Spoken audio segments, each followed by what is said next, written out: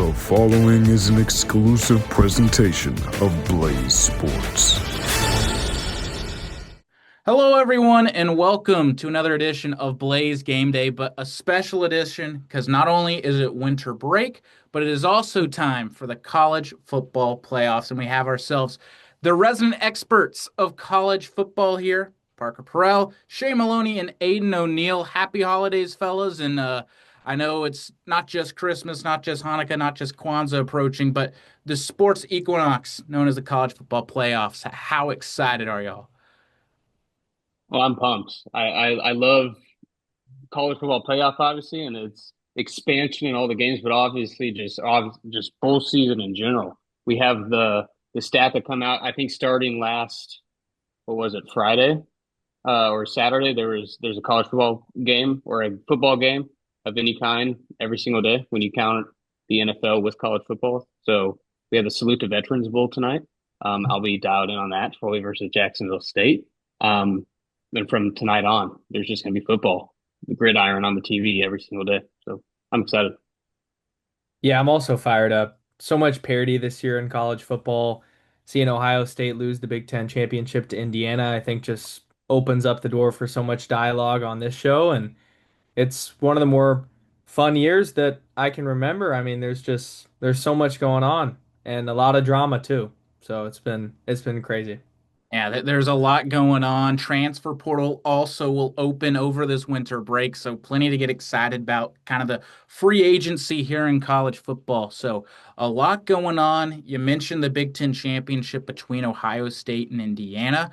We're going to break down the entire bracket at the end of this show, so you're going to want to make sure to stay tuned throughout it to hear all of our picks. But we're going to start with a round one preview, kind of the play-in for the playoffs as we get to go from the first round to the second round, which is neutral sites. But we have ourselves some home games in the first round, just like we saw last year. Great environments last year. I expect this year to be even better as we get a home playoff game at Outson Stadium in Eugene, Oregon. I'm really excited to see that between James Madison and Oregon. We'll start things up there in Eugene. It's going to be a great matchup. Not too many people are excited about seeing James Madison in the playoffs, but I myself, I love seeing two group of five teams represented. I think it's going to be a fun game that Oregon is frankly going to dominate just because of how stacked their roster is. Do y'all see anything different, or is it pretty much going to be uh, just as I just said? The Oregon is just another tier above what James Madison represents. Well, it's tough enough for James Madison that they get the bid and have to go to Oregon, but they're also saddled with the Saturday night primetime slot. There's a lot of people that had gripes with that. Should it have been Miami A&M, just a better game? In the primetime slot, you have Oklahoma and Alabama, which should be another great game on Friday night. But no, we get Oregon versus James Madison. I will say I was talking to Parker about this yesterday. I might be completely off, and Oregon might just dominate and show that I'm completely off. But I think James Madison is the best group of five team in this thing. I like them better than Tulane. They have a fantastic defense. They have an identity that they stick to, and they're very good at implementing that. They run the football like no other in the group of five. They run it better than a lot of power conference teams. And that's probably going to be limited a bit facing Oregon. They have not faced a defense, obviously, like that in their entire slate, but they do have an identity that they lean on. And I think they should try. The first quarter, you calm everybody down if you can run the football. So maybe a few 4 yard, 5 yard gains early on, and then they can get into rhythm and maybe make a little bit of a game out of it. But obviously, I mean, we'll get into our picks at the end, but I'm not going to have a Cinderella upset here. I think Oregon is by far the better team. I think James Madison should have a little bit of respect from the public, just because I think they're a legit team. I think they were the most deserving group of five team to get into this thing this year, and I'm glad that Duke and the ACC had their little chaotic fun that allowed for it to happen. Yeah, I also am not as low on James Madison as the public might be. Quarterback Alonzo Barnett, super exciting. I think Shay and I talked about it on the Irish Hello a couple weeks ago, but he's one of those quarterbacks where if you don't know him, maybe you start to find out during the college football playoff first round, and I think that's beneficial for a group of five team like James Madison. But Oregon is also a lot better in a lot of ways this year in comparison to last year, even though they were dominant. I look at the quarterback position with Dante Moore. He has been getting better week by week. And you can look at Dylan Gabriel too, who had a phenomenal season last year, but I would guess that a lot of Oregon fans would prefer Mr. Moore, number five, under center. 21 points is the spread. That's a lot to cover, regardless of who you play. But I think that James Madison is going to prove that, hey, maybe group of five teams should belong in this thing. There's been a lot of dialogue about what should it be? Should it be the best 12 teams? Should the group of fives have a chance? And I have my own pretty strong opinion about that we might be able to get into, but I'm excited for this one, no doubt. Absolutely. It's going to be a great game. I am so excited to see it. I love to see the group of fives represented well, but to kind of talk about the resumes of both teams, we'll look at James Madison. Their one loss on the season to one of the only Power 5 team they played, or Power 4 team, I guess you can say, with the Pac-12 not being represented in the Power 5 anymore.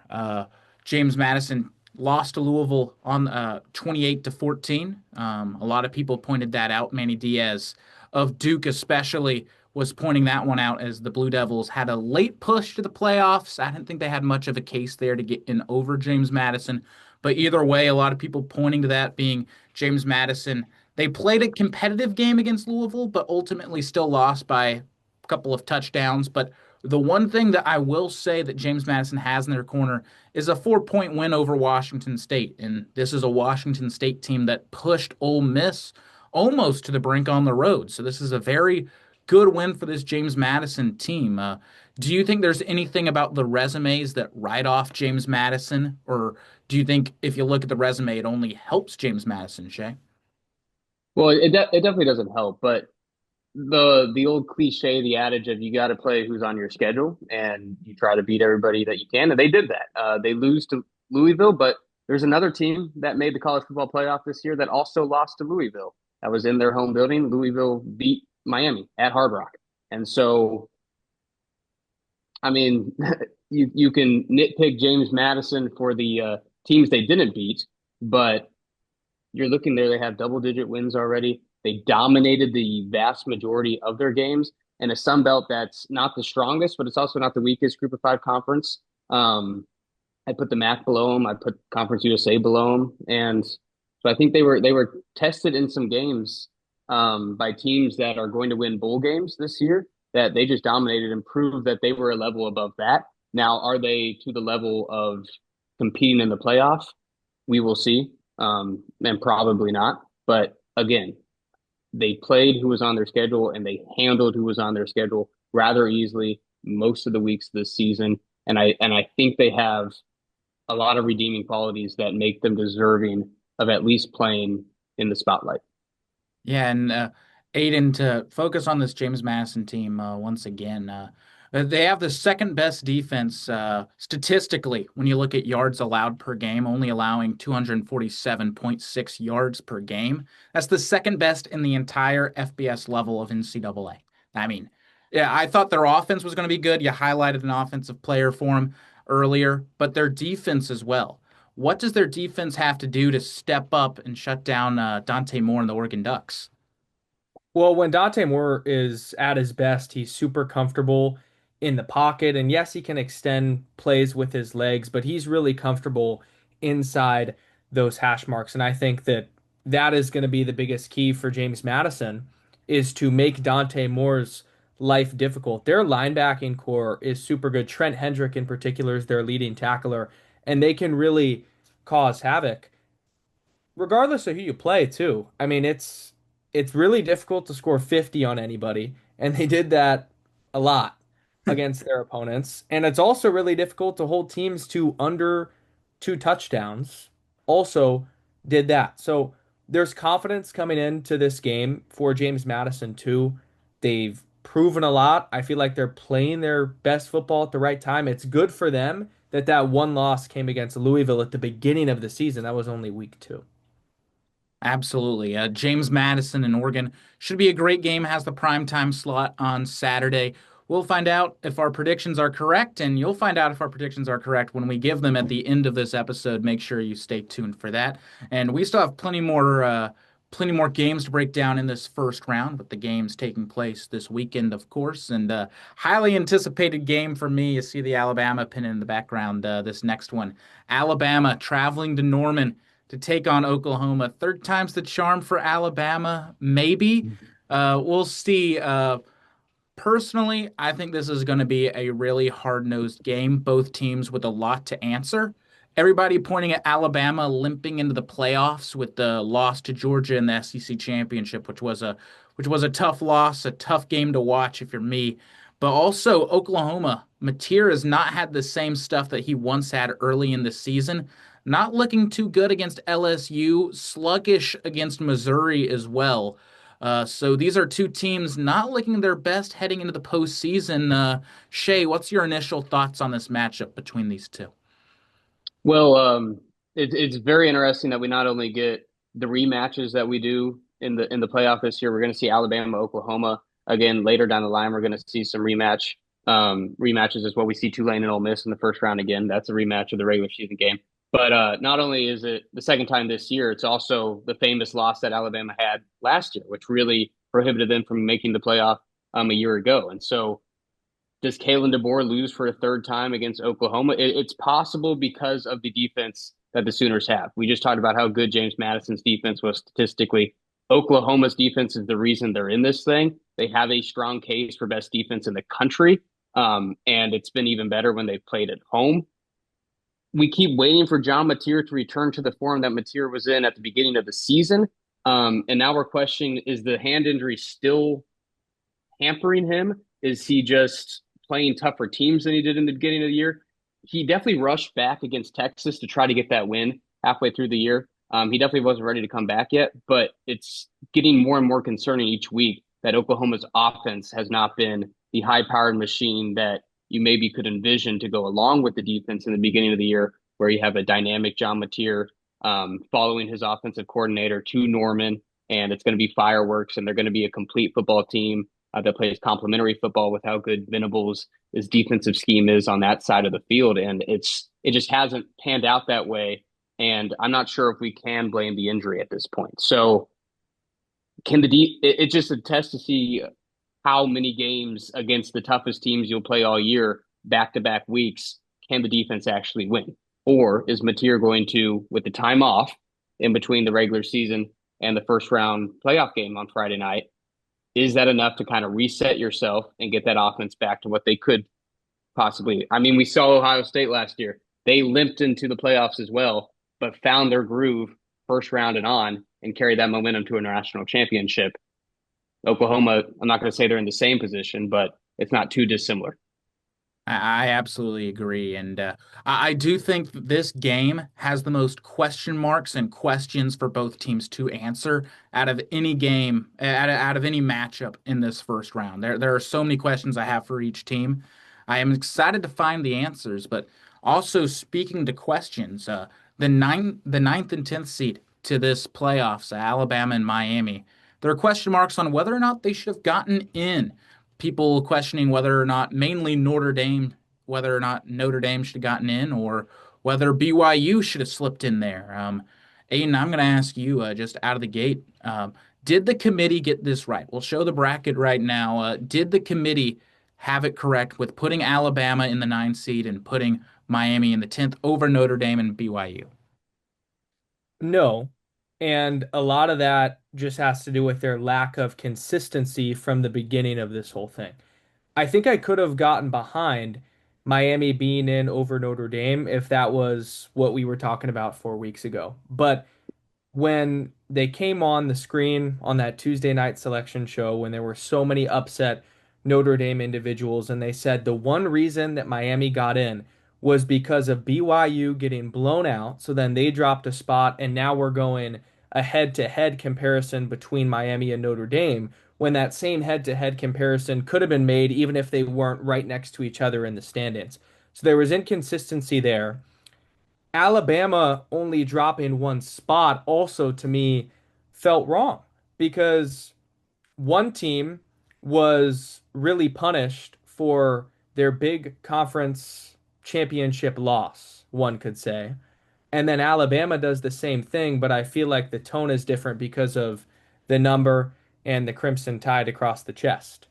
So there's been goalposts move a lot, and that is where there are going to be people complaining. I think people are going to complain in almost every case because that is what any form of bracket promotes that is decided on by a committee. That's why for many years people liked the computer, let's do it on metric system. But I'm not so mad about Miami being in Parker. I'm mad that this just happened out of nowhere. I think that's fair. I think Yeah, that's not fair. Shay, do you agree? yeah, I think this is the worst job the committee has done in the history of there being a committee and a playoff. And that goes all the way back to the four team. And it's not even because of the 12 teams they landed on. It's because of they expose themselves week after week with the Tuesday night shows. And I mean, it was the Tuesday night show following the regular season, the penultimate reveal before conference championship weekend, where you had Miami behind Notre Dame by 2 spots, and neither one of those teams played another game before you reveal your final rankings. That head to head should have been factored in long before that. And the first rankings that came out featured Miami down near 20th. Notre Dame was in the top 10, which that top 10 was where you needed to be with the two group of five teams coming in. That top 10 got you into the playoff. They were in that top 10 the entire rankings reveal for the entire month of November. And then all of a sudden, and they didn't lose. And then all of a sudden, at the very last show, after dropping a spot here, dropping a spot there, they just get bounced completely by a team that they were numerous spots above the entire month of November, ranking after ranking after ranking. I get that it's a fluid process. Kirk Herbstreit made that point on the Sunday show. It's a fluid process, and the committee doesn't actually have their final set positions at the top until all the dust is settled and all the conference championship games have been played. And I get that. Well, then you just gotta scratch the Tuesday night shows. I'm sorry. I know it makes a lot of money for ESPN probably, but you expose yourself because there's no way that anybody will honor that process now or take that process for truth because of what just happened with Miami and Notre Dame. And that's not even getting into whether or not side by side the Fighting Irish or the Hurricanes should be in, because I get it. Head-to-head matchup should probably trump a lot. But then to Aidan's point about BYU and Alabama, you can't use, because that was the only logic they could even bring up, because Notre Dame was ahead of Miami the entire time. Like Yurachek, that was the only thing he could have said, was that BYU got knocked down a peg, which set up them head to head. And then it's like it would be silly not to put Notre Dame behind Miami for losing to them. I get that. I get that logic. But if you're going to punish BYU, because that was what they said, they dropped BYU for losing badly to Texas Tech. If you're going to do that and not do that to Alabama, who also got played off the field in a conference championship game, and you're going to leave them right where they are, you can't do that. You can't use that logic here and not use that logic there. I mean, it's a Texas Tech team that some people are higher on than Georgia.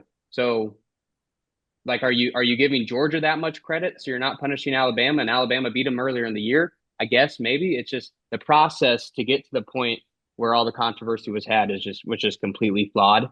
And I think they'll seriously consider what to do with the Tuesday night shows moving forward, just with how they review them because of what happened. I absolutely agree. I think when it comes to the Tuesday night shows, I think we're not going to get the in-depth interviews that we're going to have that we had this year. Because my issue is, I will go out there and say this. The 12 that we have in the playoff right now, I think it's the best decision that the committee has ever made. However, the process to get to this 12 has been the most flawed that the committee has ever had. I think seeing how the sausage gets made, seeing how the committee just doesn't really know a decision until the last week has really just had every college football fan being like, why are these guys in charge? Why are these people making the decision? And so I think this is where the red flags come up, because I will say the committee has points. It just seems like they're cherry picking, because I get why BYU didn't make it in despite the loss in the conference championship, even though Alabama didn't make it in. Because I see BYU, they weren't in the top, they were ranked 11th, but they weren't one of the top 12 teams because of the conference championship winners having to make it in.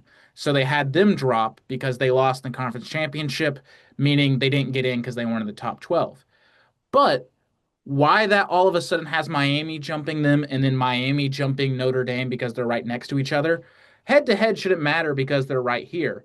Miami should already be in front of Notre Dame. And it's just the fact that Notre Dame was ranked so highly in the first college football playoff rankings dropped. We talked about this on the Irish Hello when the first college football playoff rankings dropped. It was everybody, the red flags were thrown up for everybody because everybody knew if Notre Dame just went one out, they were going to be in the playoffs. But everybody had in their head, what if Miami catches them? And what if they go to the border? And that's exactly what happened. And you could start sensing it too. The excuse of Alabama going for it on the fourth down play in the Iron Bowl game that he threw out to justify moving ahead of Notre Dame, like that is it was bullcrap. I mean, it was just them realizing that their initial rankings, like you mentioned, had Miami too low and Notre Dame too high. And with neither one of those teams losing, one team, Miami, was just steadily moving up significantly week after week. And the other team, Notre Dame, was staying put or moving down. And you could kind of like it was impending and they finally did it. And so I wasn't like completely surprised. I was just pretty astounded that because I mean the entire decade of we've been doing this reveal shows weekly, they've stuck pretty true to those and they've honored the rankings. And it's like last year they set the precedent of, well, we had SMU in before conference championship weekend, we're not going to mess with that even after they lose the ACC championship game. Like they had stuck true to those weekly rankings, and for them to pretty much throw them out the window this year, I was pretty astounded that the process really did not mean anything. It was Notre it was very shocking to see which ones they stuck with and which ones they threw out. That is true. And part of me also thinks that they've made so many like little caveats, little rules that it's almost impossible to stick to Yeah, all of them. they box themselves in. You're absolutely right. Yeah. It's tough. I mean, also, Notre Dame, too, has been that team that has gotten the benefit of a lot of these close calls. So I think it was a lot of shock, too, from the public. Like, no way out of all teams, it was Notre Dame that's on the wrong side of this. But you just want everybody to have a fair chance, right? I think that's the biggest overarching theme. And does Notre Dame try to run up the score here more if they know that they're out? I just think it changes the mindset of everything, and that should be the purpose of the Tuesday night shows. They serve as a guide to what the committee is thinking. And this year, that was not the case. I think that's absolutely fair. And to quickly wrap up this Notre Dame debacle, a point that a lot of Irish fans have talked to me about is whether or not Notre Dame would have been favored in a lot of the first round matchups. Guys, do you think Notre Dame would have you would have picked Notre Dame if they were playing Oklahoma or Texas A&M again? Because I personally, I like Notre Dame in both those matchups. I'm against Notre Dame being in the playoffs, but I kind of see the argument that they have just gotten hot at the right time. I think they're favored in every first round game if unless they were playing Oregon. I think Oregon's the only team that we're going to see in the first round that would be favored against the Irish. I think they're favored against Bama. I think they're favored against Oklahoma. I think they're favored against Miami and A&M. Um, I just think that the way they play football and the way the defense has progressed from game one to game 12 has power. And this is all about power ratings. And I'm not saying they would have won every one of those games, but I do think they would have been favored against the vast majority of the teams we see Friday and Saturday. I concur with that. And they have one of, if not the best player in college football in Jeremiah Love. So that too just pushes it over the top in a lot of these pick'ems. You get back against Texas A&M after dropping that game early in the season, that could be the case. So there's a lot of storylines that would have benefited Notre Dame if they were in this thing. Absolutely. Last part of the committee rant, if you will. A lot of people have been talking about whether or not the group of five is deserving to have two spots in the playoffs. And I've seen a lot of people, a lot of fans of the group of five talking about how comparing the NFL playoffs to the college football playoffs and saying, well, the NFC South sometimes isn't good, and they have a team with a losing record making the playoffs, and there might be a 10-win team that doesn't make the playoffs because of that. Is this just the new normal in college football, or should we say, no, we want the 12 best teams instead? We're not giving a spot to the group of five. What's y'all's opinions on that? I'm usually I usually stick to the logic of that no matter like in the NCAA basketball tournament, I'm usually on the boat of when you have this many teams in, like the rightful champion is going to be crowned at the end. Like the team that is deserving and is earning the national championship is not getting upset by a Cinderella in the first round. They don't, and then they go all the way and win it all. And the reason why I wasn't initially a fan of expanding the playoff at all. I was like, if you're going to expand it, do it to 8 teams, do it to 6 teams, don't do it to 12. But then you see Ohio State last year, they would not have been in an 8 team playoff. They would not have been in a 4 team playoff, and they end up winning it all. And I'm like, okay, well, that tells me that this thing needed to be expanded. This thing needed to allow a team like Ohio State with 2 losses that didn't play their best football all 12 weeks, but were still the best team in college football. They needed to be allowed into this thing, and they showed why, and they ended up winning it all. And so where I'm going with that is I don't think when you start with 12, and I think we'll see it to 16 and maybe even expand it more than that when we get 5, 10 years down the road. I don't think that is taking away from any national champion that ends up winning it all if we're allowing these group of 5 teams in. I mean, allow the St. Peters of the worlds to go on their run in the college basketball tournament and have a shot and have their name put under a spotlight like we're talking about with James Madison, Tulane. Allow them to play in the big time games and to prove whether or not they should be there, or just like reward them for a good season. That is not taken away from, like, let's Notre Dame maybe could have won it all, but they would have had to play really good football for a month in a row after not playing really a good team since the beginning of the season. Like, so maybe you can make the case for there. But if BYU's in this thing, they're not winning at all. If Vandy's in this thing, they're not winning at all. Texas in that current state was not winning at all. None of those teams in that tier, I don't think, had a viable shot of winning this thing. Like, if you put all 136 FBS teams or however many there are this year into one big bracket, I think you're getting the same champion that we are going to end up getting in this 12-team format. So I guess that's a long roundabout way of saying that allow the group of 5 teams in, allow the Davids to play against the Goliaths and show that they play football too, that they can hang with the big guys every once in a while, that they can be rewarded for having a good season at their level. And in the end, you're still going to get the best team in college football. Yeah, I'm a fan of it. I think that giving group of 5 teams a chance is a necessity to helping this sport continue to grow. And think about how hard it would be to sit there and say, well, you do play Division I football, but just because you're a group of 5 team, nope, you don't have a shot to go chase your dreams and win a national championship. I feel like in that way it's unfair. But I also see the flip side. You want the best 12 teams in this thing. You want the most competitive teams to go at it in the first round and all the way to the national championship.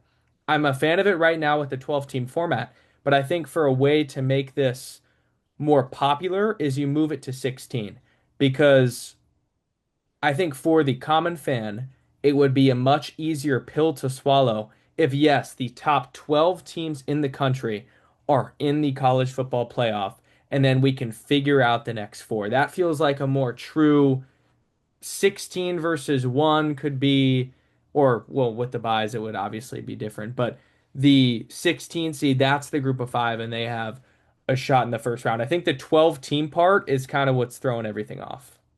I don't think people would hate the FCS format if they did it with FBS. I really don't think people would hate it after a year or two. Yeah. I agree as well. I think the FCS had it right from the start, and I think the FBS should have taken some notes, but obviously they didn't, and they're in the boat that they're in because they refuse to. I almost think it was kind of a little bit of an ego thing. The playoff committee was kind of like, we're going to do our own thing. We're going to start with 4 teams. Everybody hated that. Now it's 12 teams. Not too many people are happy. Me personally, I don't think there's 16 qualified teams to argue a point for the championship. Maybe I'll be wrong with this NIL era. Maybe there will be a 16th seed somewhere out there eventually in the years to come that is as talented as a number one team. But I think the talent disparity is out there. But speaking to another talent disparity matchup, we kind of got sidetracked, but Tulane and Ole Miss. A lot of people pointing to this game as a talent disparity because they played earlier this year. Shay talked about it, the rematch of a 45-10 shellacking at Vaught Hemingway Stadium. Uh, Ole Miss, obviously without Lane Kiffin, is anything different on the radar for this game? We'll get into our predictions later, but Tulane, Shay, you're not really that high on this Green Wave team, but they have some Power Four wins taking down Northwestern and the ACC champions Duke in week one. Yeah, they've played good football more weeks than not. They just don't have I not to use the college basketball tournament example and analogy again, but when you see those Cinderella teams win a game, it's because they actually do one thing, two things really, really well. And you'll see like Oakland and Jack Golke a few years ago, like they shot the three ball better than a lot of power conference teams. And I know it's two completely different sports, but Tulane doesn't have that one element of football where they can like actually win a personnel matchup versus a team like Ole Miss. And I'm not saying James Madison does; they don't against Oregon, but there are things that James Madison has excelled at that Tulane just hasn't really shined in any element of football.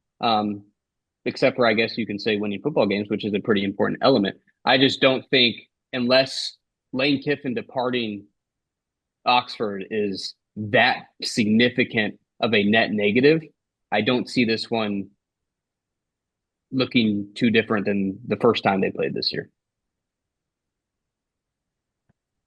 Yeah, I also think that the flip side can be argued too. Like these guys on Ole Miss's side are looking to prove Lane Kiffin wrong. Like, why would you leave this program and we're gonna go out there and prove it? But Shay's right. When you go through these matchups and you're trying to build a bracket, you look for, if you're gonna pick that upset, is there one part of the game that Tulane does that Ole Miss can't? And there's not. And earlier this year when Ole Miss had the beatdown on the Green Wave, that's what was shown, and I expect no different. Absolutely. This should be a very good matchup, in my opinion. We'll get to our picks and breakdowns later, but I do want to add Tulane is the first multi-loss group of five champion to make the playoffs, whether it be the 14 playoffs where only Cincinnati got in, who was obviously undefeated, and last year Boise State got in as a one-loss team that lost to Oregon, who was the number one seed in the playoffs. So interesting to see a multi-loss group of five team make the playoffs and not at the lowest seed either, only at the 11th spot in front of James Madison. But one thing I do want to throw out there, Tulane versus Ole Miss. If you believe in the spooky metrics that college football has, the biggest disparity between two teams in the playoffs, Ole Miss at number 12 and Tulane at 53.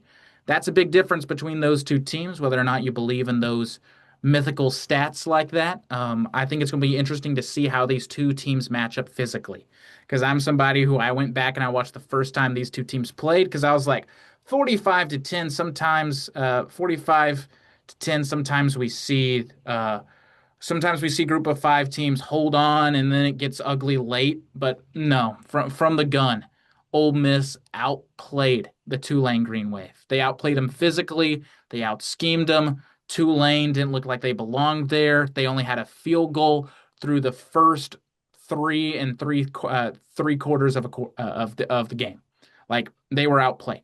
And Ole Miss, I don't think too much has changed with Lane Kiffin being gone. Obviously, there's a big hole, but credit to our athletic department. They filled in the leadership gaps very well and very quickly. We'll get into our predictions on to how exactly this game will go later. And to round things out in the first round, by far, in my opinion, the most interesting matchup on paper between Miami and Texas A&M. It's going to be at Texas A&M. Should be a great game. This is kind of the Notre Dame Fighting Irish Bowl, two teams that kind of kept out Notre Dame from the playoffs. It's going to be an interesting one to see between Marcel Reed and Carson Beck. Shay, I'll start with you. This Miami team, they kind of the November bug once again bit a Mario Cristobal team that he has traditionally struggled midway through the season. What is different about this Miami team than years have passed? The defense is fantastic. It's the best Miami defense we've seen in a long time. Last year, that's what held them back. That is why Cam Ward was not rewarded with a playoff spot, and that's really why they struggled there at the midway point this year. This year, it's been Carson Beck getting in his own way. The offense has gotten in their own way a couple times, but they've really beat themselves more than their two losses. The opposing team has beat them, and so if they can get away from that, erase that in a big time do or die game, then they absolutely belong in the 12 team field. On A&M side, it's been a little bit of the same. They have hurt themselves. They've shot themselves in the foot multiple points this year, and then they've been dynamic enough offensively to overcome that. I think of the South Carolina game. It's incredible how they ended up winning that football game. But are they limping into the playoff, or was it a one-off? We lost to Texas in the rivalry week game. It's just going to be you asked the question about who do we get more answers from Alabama or Oklahoma in that contest. You can absolutely say the same thing here. There's a lot of questions that these teams have to answer for us. Miami, do they belong? A&M, are they actually a top tier SEC team? I know Aidan and I were both of the opinion that Texas A&M should not have been dropped as far as they were after their one loss to Texas. We thought it was ridiculous that Ole Miss jumped them after A&M's loss to Texas, especially. I think it was a committee's way of saying, we're not going to punish the Rebels for Lane Kiffin leaving, and they took it a step too far, putting them above A&M. Now A&M has to play a tougher opponent in Miami. We'll see if they're built for it or not.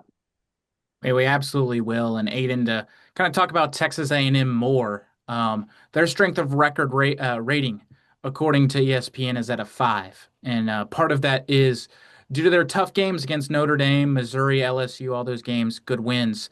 But their last game of the season, a loss to Texas by double digits on the road. It was a game that was close for a majority of it. Texas A&M even had a lead at one point.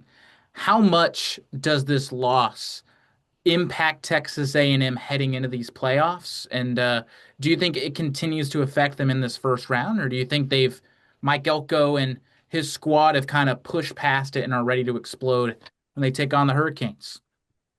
I really think that they're just going to push past this and get back to their normal identity.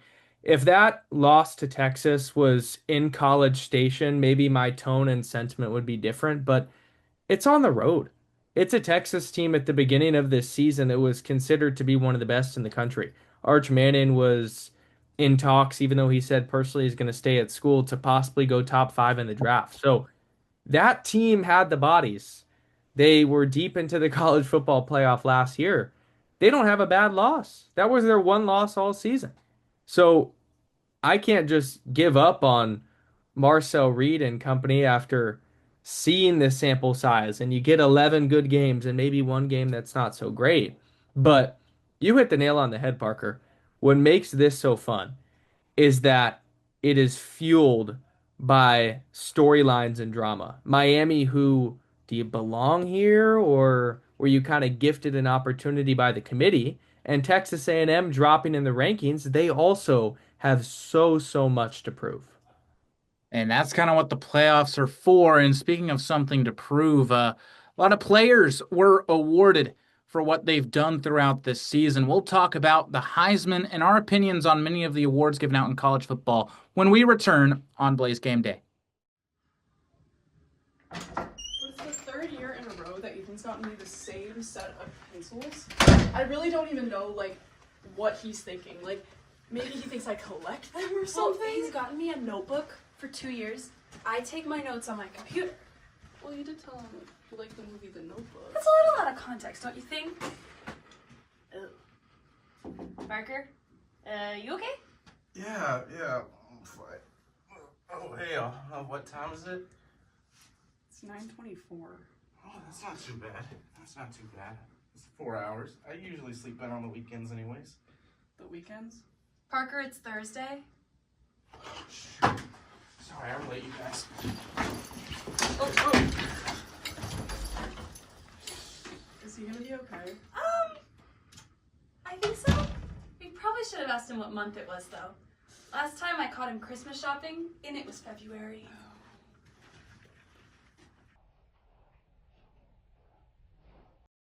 Welcome back to Blaze Game Day. Parker Porrill, Shay, Moloney, and Aidan O'Neill here on the horn as we get ready to talk about the awards for the college football 2025-2026 season. Obviously, the Heisman Award going to Fernando Mendoza.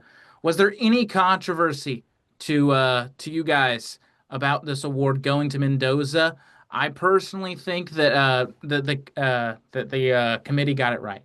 That Mendoza was the most awarding person, the most worthy person when it comes to Diego Pavia, Jeremiah Love, and Julian Sayin. With those four out there, even though I thought Rodriguez out of Texas Tech deserved a nod, I think Mendoza has done the most. Obviously, the stats not quite there when you compare it to other teams, but sometimes it's not about the best statistical player. It's about the most valuable player. And I think Mendoza was the most valuable to his team. I agree. Mendoza should have gotten the nod, especially out of those four. And I also agree that Rodriguez should have been able to make the trip to New York City. In terms of everybody likes to pick at the stats, and I saw a stat where it was comparing Mendoza's as a quarterback, his final stats compared to all the other Heisman winning quarterbacks the last decade, 2 decades, and they're very far off. But this is such a college athletics are such a narrative backed sport from beginning to end, and just the storylines around Indiana football and what Kurt Signetti has done there. And Mendoza just turned into this lovable character where he is the kind of the heart and soul of that team, and he's played his butt off. It's not like this is a like, oh, let's throw Mendoza a bone here, and he's a nice guy and all this kind of stuff, and he plays on a good team, so let's give him the Heisman. Like he absolutely earned recognition for the season he had. And so I think he should have been the one to walk away with it at the end. But it is true that this year, for whatever reason in particular, there was no quarterbacks to win what has maybe become a quarterback award. I know Travis Hunter won it last year, but you talk about the MVP in National Football League, that's a quarterback award now. That was what the talk was this year of is it Mendoza? Is it Sayin? Does the winner of the Big Ten championship, does he end up getting the Heisman? Diego Pavia comes in here with his stats and his Vandy story. I mean, the quarterbacks are being talked about. Rodriguez, no matter how deserving he possibly was, he won the Nagurski, which is the best defensive player in college football award. But no matter how deserving he might have been, no matter how deserving Jeremiah Love might have been, the talk was always going to be about which quarterback ended up winning this thing this year. And I think they chose the right one. Yeah, I agree. I thought that this was the perfect decision, and somebody's got to win it. And you get to a point in some situations, as Shay brought up, that hey, maybe this Heisman this season isn't as good as one 3 years ago, but that doesn't mean that he wasn't the best this year and the most deserving. And that's what it was for Fernando Mendoza. The biggest thing for Mendoza, not only because he led the nation in passing touchdowns, but he would come up when it mattered most. That game-winning drive with the backs against the wall against Penn State, coming through against Ohio State in the Big Ten championship, a game that a lot of people thought Indiana had no business winning. Even if the stats aren't jumping off the page, what he has done with Kurt Signetti, especially transferring over. This is the first year in Indiana's system to be this successful. It has been incredible. And that was a big part of it for the committee, I think, was rewarding that journey. Absolutely. When it comes to Fernando Mendoza, uh, such a journey, such a story that he's had, and kind of getting to the Diego Pavia, Fernando Mendoza debate. Mendoza won the Heisman, Maxwell, Davy O'Brien, Walter Camp Award. And Davy O'Brien is for the nation's best quarterback. But one award he didn't win was for the Johnny Unitas Golden Arm Award, which goes to the nation's best senior quarterback. Mendoza is also a senior, but that one flipped and went to Diego Pavia. That's now back-to-back years where the Johnny Unitas Award and the Davy O'Brien Award have been different from one another. The last year was the same, was in 2023 with Jaden Daniels. Um, is there an argument for Diego Pavia being a better college quarterback than Fernando Mendoza, or is it just the beauty is in the eye of the beholder when it comes to the different teams and the different guys that they're with? I, I'm not going to act like I know the nitty gritty of who votes for who, but there's got to be some overlap here. And I got to believe there's definitely some spread the wealth factor where does Mendoza get all of these? Do we reward the season that Diego Pavia has had? And I think it's really a matter of rewarding what Pavia has done for Vanderbilt football. Because you can make the argument that he is one of the sole reasons that Vanderbilt was being talked about as a potential college football playoff team. I mean, he was. I just said Mendoza was the heart and soul of the Hoosiers. Pavia is the heart and soul of the Vanderbilt Commodores. He had a fantastic season, had a fantastic year last year. I think it's good that he walked away with some hardware. I'm anti Pavia. I guess you could label me just because of the semantics he has. And I mean, you even saw the controversy he had after he didn't win the Heisman, coming up in second place, and the words he chose to use. But all that aside, I think that Mendoza should be the beneficiary of all the love and the recognition, both in trophy form and a non-trophy form that he got. So I don't think that I would have been necessarily upset if Diego Pavia won this Heisman Trophy award. I think he in his own right was deserving. It just so happened that Fernando Mendoza was more deserving. And a big part of that is you want to reward the best player on the best team in the country if you see fit, because that's good for the sport. If now, when you go into the playoff, I get to watch the Heisman Trophy winner versus Diego Pavia, who is no longer playing. So I think that was a big factor for the committee.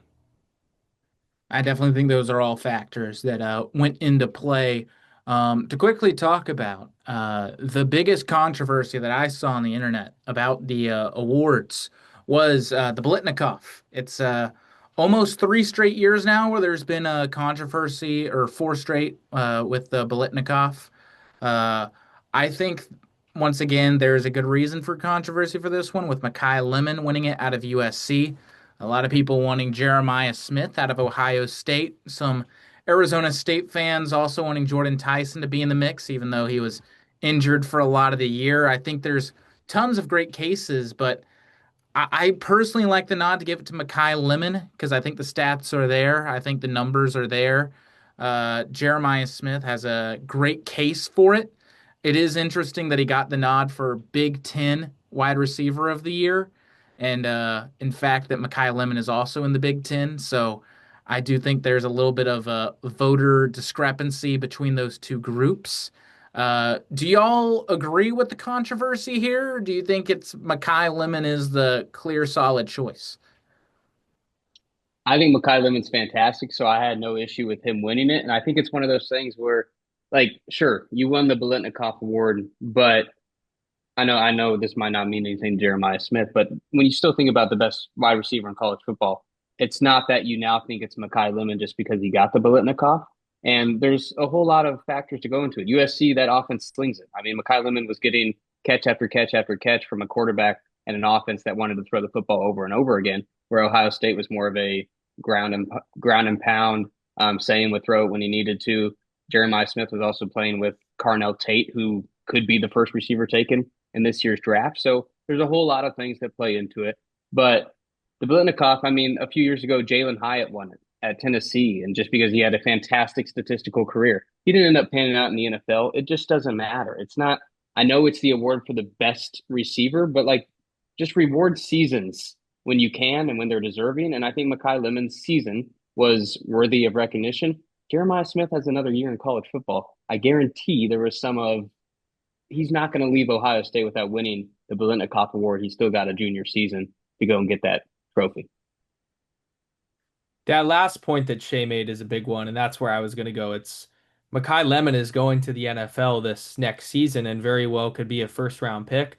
Jeremiah Smith has a whole nother year under this NCAA umbrella where you best believe they're going to be praising him a whole lot because he could very well be the number one overall pick in the following draft. So there's a lot of room still to give him that award. So true, so true. I also agree with both of y'all. Two more awards that I want to talk about is the Burlsworth Trophy. Now, it's not often talked about. I think that this year, Drew Mestamaker winning it. Um, I think he's the second best player to win the Burlsworth Award since Baker Mayfield, the only one in front of him being Cody Schrader. I know Shay, you'll love the mentioning of Mizzou's very own Cody Schrader. I think Mestamaker has been an amazing quarterback. He recently entered the portal today, in fact. I think it's going to be interesting to see where he lands. Probably will follow his head coach. Maybe he ends up at ASU, though. Who knows where he might go? It's up to him. But Shay, just to pick your brain on Mestamaker, what has his season done for other walk-ons, if you're familiar with this story? Oh, I love this award. I love the Burlsworth giving it to former walk-ons. Mestamaker's fantastic. And before he won this award, I was familiar with Mestamaker and I was familiar with he was going to be a transfer up. Is he going to follow Eric Morris to Oklahoma State? He's going to have offers from a lot bigger programs and a lot more successful programs in terms of last year. There's going to be a lot of teams that want him that are not named Oklahoma State. And so it'll be interesting to see where he ends up. But to answer what was your question again? I'm sorry. I just had to gloat on Mestamaker. He's so good. My question was Mestamaker. What does he mean for Oh, other walk-ons. Yeah. Yeah, absolutely. He shows that it can be done, and it shows that and that's the beauty of college football anyway, with all these teams, and especially with the transfer portal, no path is an incorrect path. If you have the goods, and if you have the intangibles and the willingness to improve upon yourself year in and year out, you're going to end up at the pinnacle if you work hard enough. And that Mestamaker got there a lot quicker than a lot of people do, but it doesn't mean that look at what Cam Ward did, he wasn't a walk-on, but he started at Incarnate Word, and then he goes to Wazoo in Miami. He was the first overall pick in the NFL draft. I mean, nobody's path is wrong if you work hard enough to end up where you want to be. And the Burlsworth always does a good job of recognizing those kind of journeys that start out not in the public eye. Absolutely. And kind of, in my mind, one of the walk-ons of coaches being one of the most underdog coaches that we've seen in recent memory, Curt Cignetti winning back-to-back Coach of the Year awards. You rarely see somebody win back-to-back, but Curt Cignetti doing it, winning last year with Indiana, and of course winning again. Could have honestly three-peated with what he did at James Madison 3 years ago. Aidan, to talk about the story that Curt Cignetti has, I mean, have you seen anything like it, and will we see anything like it again? No, I don't believe so. This is one of the more unprecedented resurrections of a program in any sport in all of time. I don't think that you can have any slight of words because what Curt Cignetti has done has been absolutely remarkable. You see broken records every single day. Indiana football was in the dumpster, and now are the number one seed in the entire country. The number one team when undefeated beat Ohio State in the Big Ten championship. It's been remarkable. It's difficult to comprehend because it hasn't been done before. And shoot, give him the award for the next 6 years if he keeps this up. The turnaround has been incredible for Curt Cignetti. We are going to break down what his team will do in the playoffs at the end of this show. However, for our next part, we're going to break down the bowl games because, yes, they do still matter. and we have some wonderful bowl games to go over when we return here on Blaze Game Day. Blaze Game Day is here. We welcome you back to Blaze Game Day here. The best of Blaze Radio has assembled to go over the top games for Arizona State athletics. Jordan Tyson's going to show up every game. He's going to give you a touchdown. But when he's out, who's the guy that can be that consistent force offensively? Tap in every Friday to watch the hot takes and picks of the Blaze Game Day crew. Looking at the president of the Jeff Sims fan club right here, I hope that he just has a really, really great game. No matter the sport, Blaze Game Day will have high quality coverage and get the scoop for you. We're going to get the sticks out, we're going to drop the pucks, and we're not going to drop the gloves though. We won't fight. Subscribe to Blaze Sports on YouTube and hit the notification bell so you don't miss out. All right, we got the game prediction in, and then we can go to Waffle House. Yes. Welcome back to Blaze Game Day. Parker Porrill, Shay, Moloney, and Aidan O'Neill here as we have some bowl breakdowns for everyone. Bowl season is important, and 'tis the season for some bowl games. And it's personally one of my favorite parts of the year, and Blaze Radio will have you covered with Fiesta Bowl, Sun Bowl, and of course, Rate Bowl coverage. So let's kick things off with our predictions for the Rate Bowl between New Mexico and Minnesota. One of the middle tier Big Ten teams going up against one of the most shocking group of 5 overperformers in New Mexico. This game will be at Chase Field, obviously, where the Arizona Diamondbacks play in downtown Phoenix.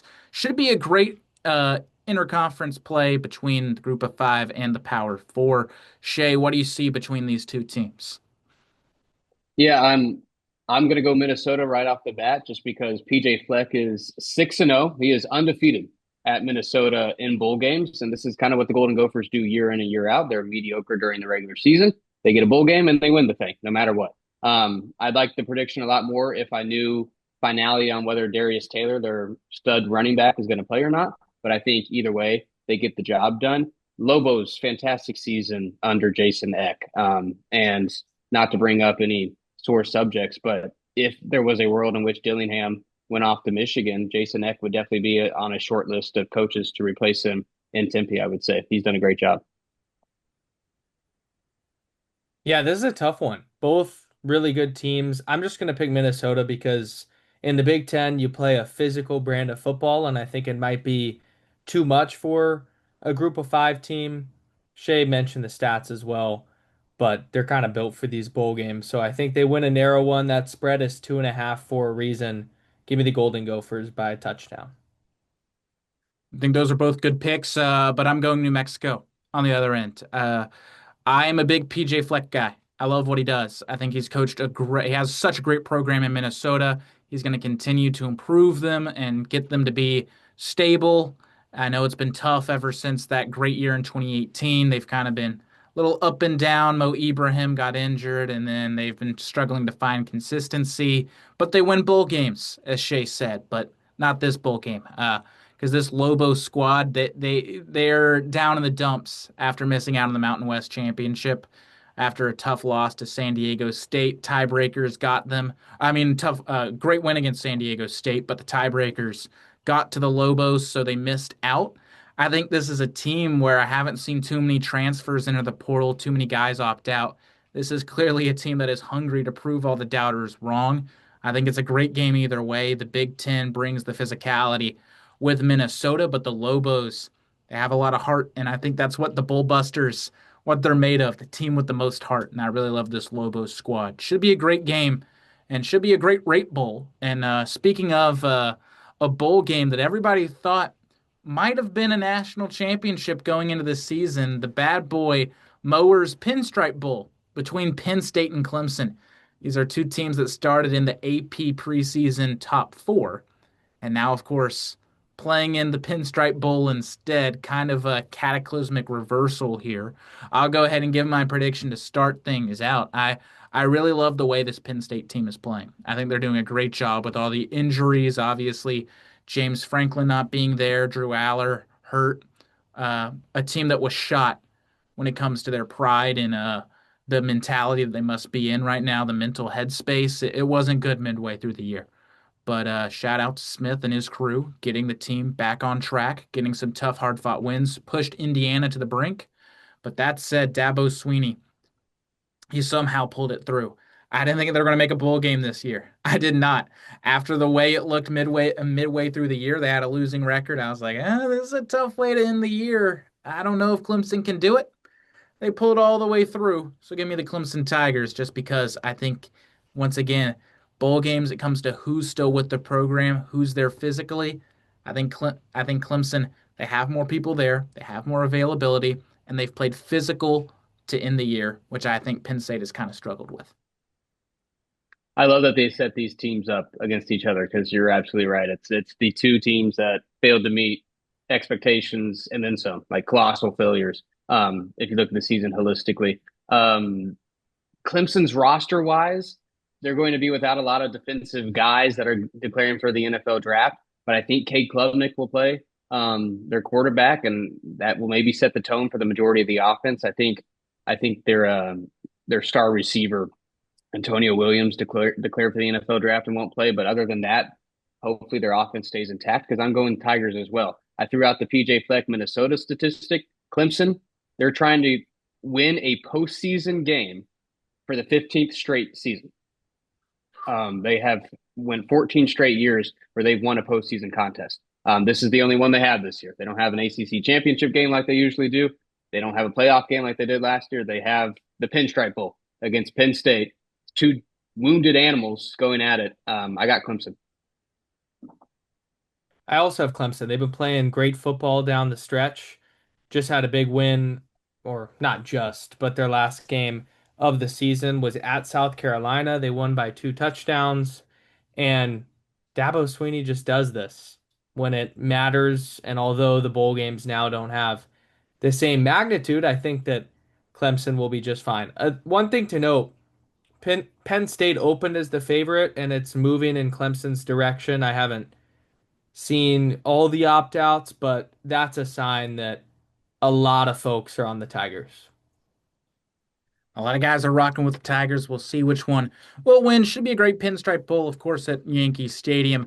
But one of the most anticipated bowl games, probably the best bowl game that's outside of the playoff picture, is the Pop-Tarts Bowl. And I think they have two of the best teams that missed out on the playoffs. Of course, with Notre Dame opting out, it's the two teams that, in my opinion, had the best case to make the playoffs outside of Texas and Vanderbilt. Of course, being Georgia Tech and BYU. These two teams, they had great seasons. BYU narrowly missing out. Georgia Tech, they lost to NC State at the end of the year, and that kind of ended their run. They were set up to make the ACC championship and then the playoffs. They lost to NC State. So these are two teams very hungry to make a late push to the playoffs.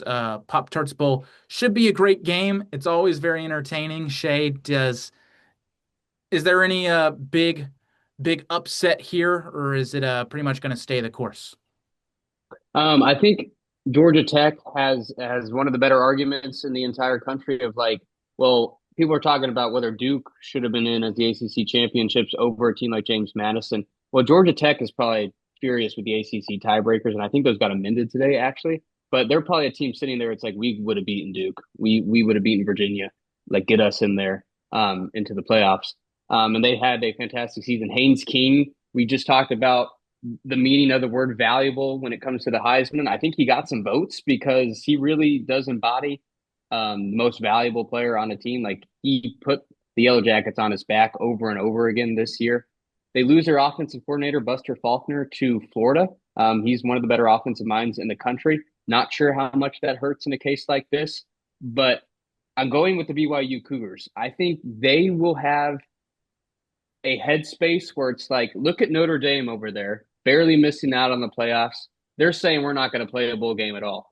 Here we are, BYU, and I think they're going to get on their moral high ground, which isn't something that's too dissimilar to BYU in the first place. But I think they're going to get on their moral high ground and be like, we're going to pour all that we can into a bowl game, and we're going to go win the thing. I think a lot of guys are going to play in the Pop-Tarts Bowl compared to Georgia Tech that might lose Jamal Haynes, their running back. That's yet to be concluded yet. But I think BYU will have the more guys opt in to play in this thing, and I think they will have one of the bigger chips on the shoulder of teams that aren't in the playoffs that they're going to go prove why they should be.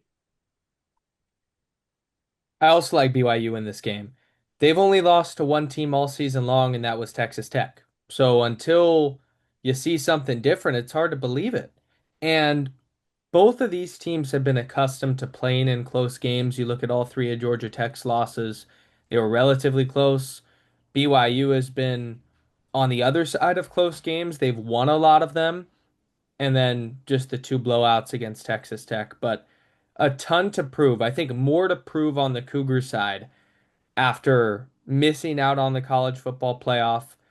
As Satake said, they feel like they should have been in because of those two losses, being against, quote, the best team in the country. They're going to get it done, I believe, in the Pop-Tarts Bowl. I hate to do a clean sweep, but I agree with both of y'all. BYU.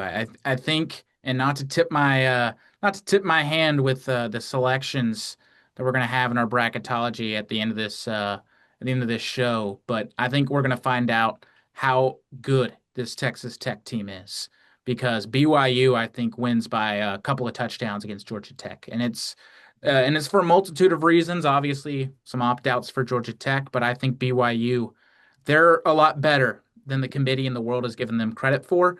And think about how BYU has performed in the past couple bowl seasons. I think of last year against Colorado in the Alamo Bowl, how greatly BYU performed there. And the only time I think BYU has really disappointed in the postseason in recent memory has to be the Independence Bowl against UAB, but that was pre-pandemic. And ever since then, BYU has almost overperformed in the postseason. So I'm really excited to see what this BYU team can do. And so it's a full sweep there for our crew picking the Pop-Tarts Bowl. I'm excited to see those frosted pastries trot out onto the gridiron. Should be always a great presentation there. And speaking of a presentation, Shay, how about you present your Missouri Tigers and as they take on Virginia in the Gator Bowl? What does this Missouri team have that's kind of different from others, and who are you picking? Yeah, I'll be watching this one. Gator Bowl versus UVA. I got to ride with the Mizzou Tigers. Obviously, I think everybody knew that coming in, but I will give some reasoning. It starts with Eli Drinkwitz. He was being floated around for every job under the sun in this coaching carousel. He ends up getting a raise. He was already being paid $9 million a year. Now he's double-digit millions a year. He's one of the highest-paid college football coaches in the country. First of all, you shouldn't be playing in a bowl like the Gator Bowl if that's the case. Second of all, you can't be losing bowls like the Gator Bowl if that's the case. And I think, as silly as that sounds, I think this does motivate a coaching staff and a team to play hard in a game like this. But also, some of the most important pieces of their offense, Bo Prabula and Ahmad Hardy, should be back next year, which means they should be playing in this game. And it's one of the most fierce rushing attacks in the entire country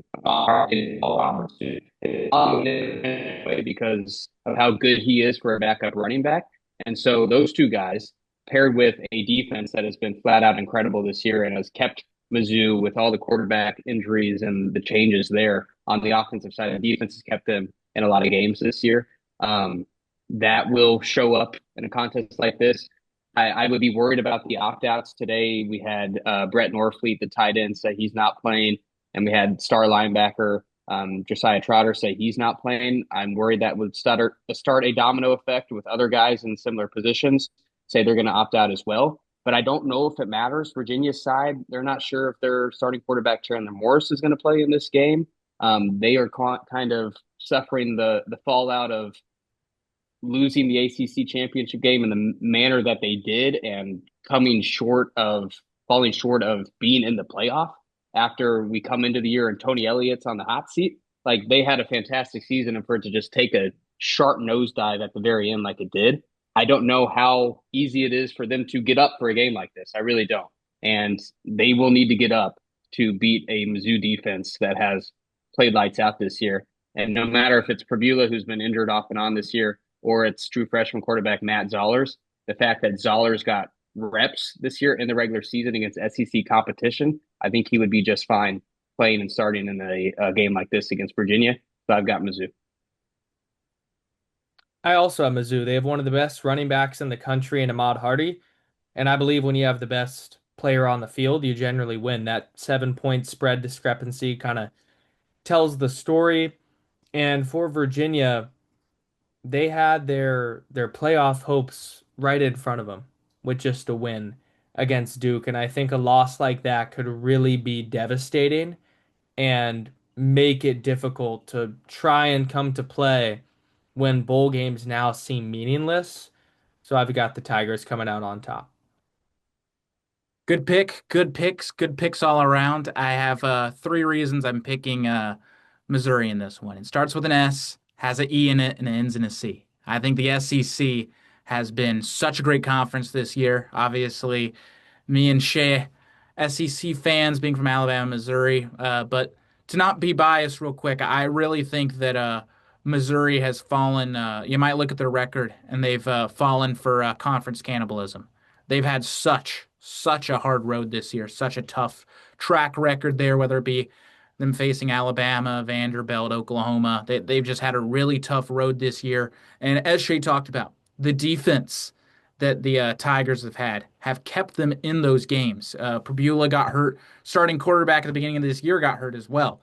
But Missouri has stayed competitive. They've won some games, frankly, that have been close that I felt like they haven't really had that much of a case to win with their with how they're with the injury bug that they've been bitten with this year. So I think Missouri just shows how great they are defensively and how deep the SEC is by taking down Virginia in the Gator Bowl. I think Virginia also is not the team that they once were just because of what an emotional loss they suffered in the ACC championship and getting to two teams that are also kind of downtrodden with how the years ended for them. The Texas Bowl in Houston, and why not? Why not Houston being in that bowl game? The Cougars taking on LSU.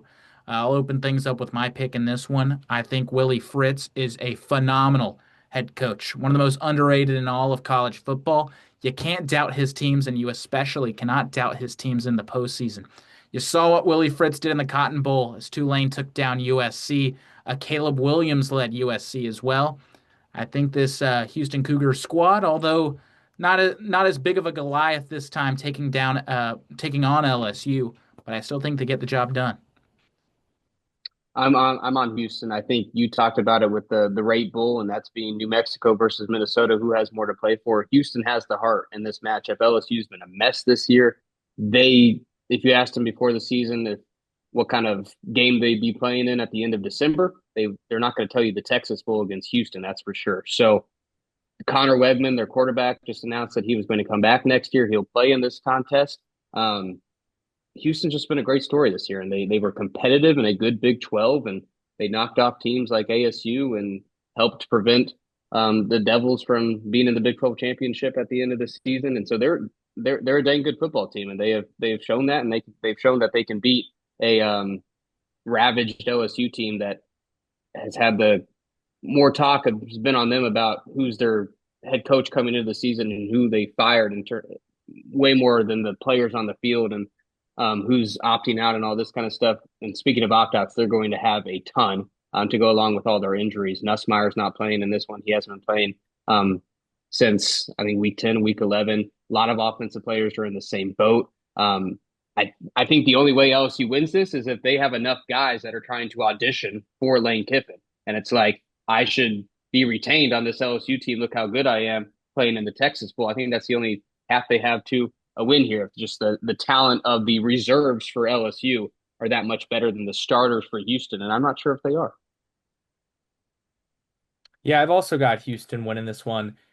It could be just because we got to watch them in person take down the Arizona State Sun Devils, but it's a really good football team. And Connor Wegman is extremely talented. LSU, this is an easy overlook spot. You question how much this game even matters in the head of that program. I don't think it matters at all.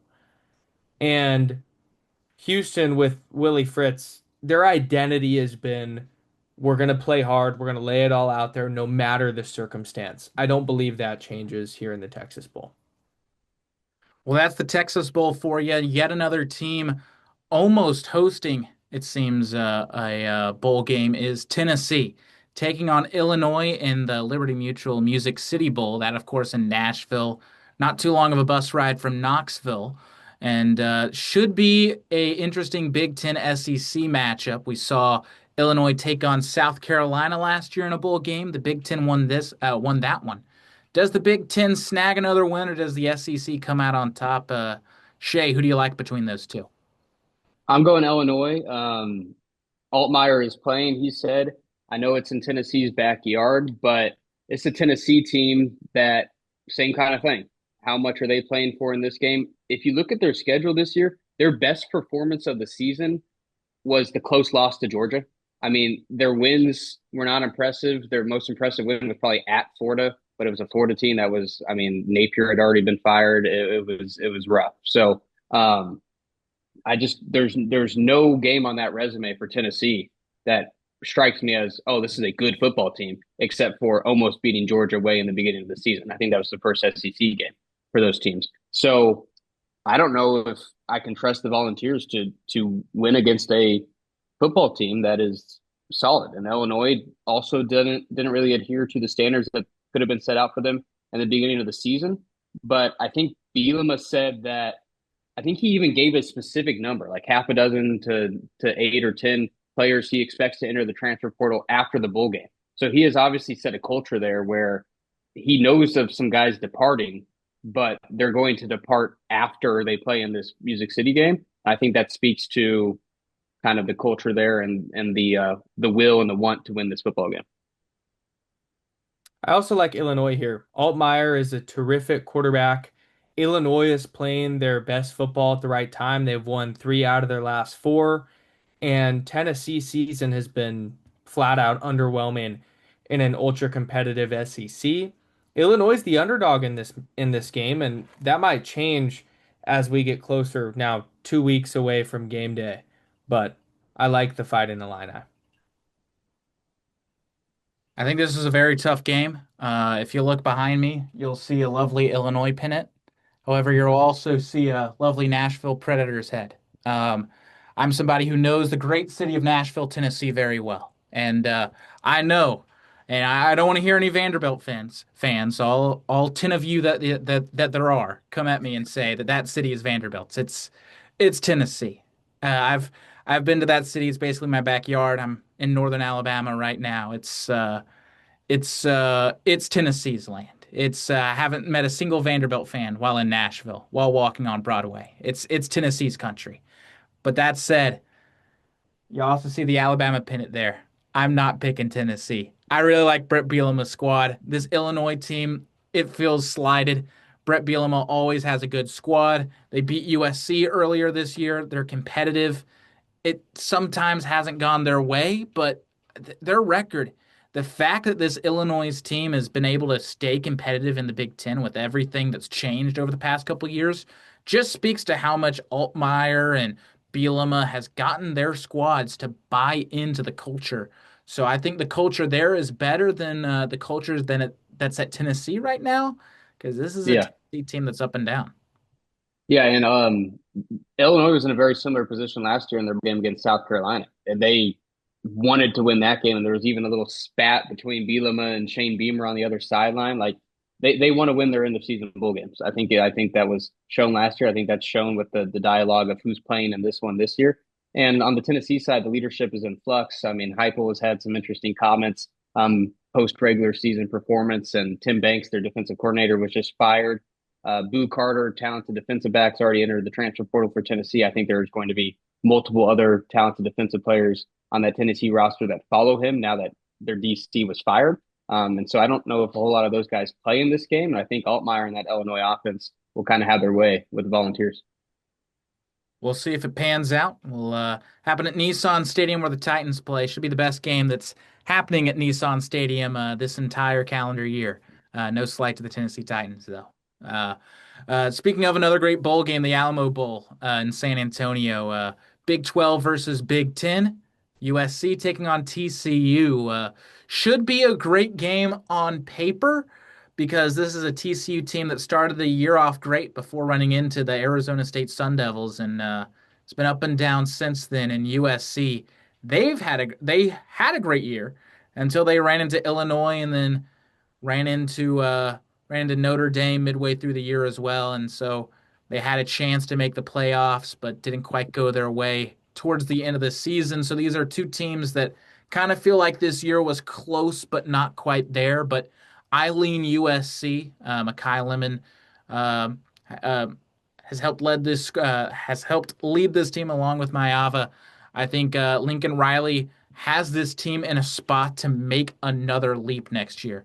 I think that funnily enough, I think this USC team, if the Pac-12 is back together, I think this is a playoff team. I think if they're not a part of the Big Ten and the Pac-12 is back together in some weird multiverse, I think that they're right behind Oregon. I think they're right behind Oregon, and depending on the schedule that they have. So this is a USC team that, if it's not due to the schedule that they have, they're in the playoffs.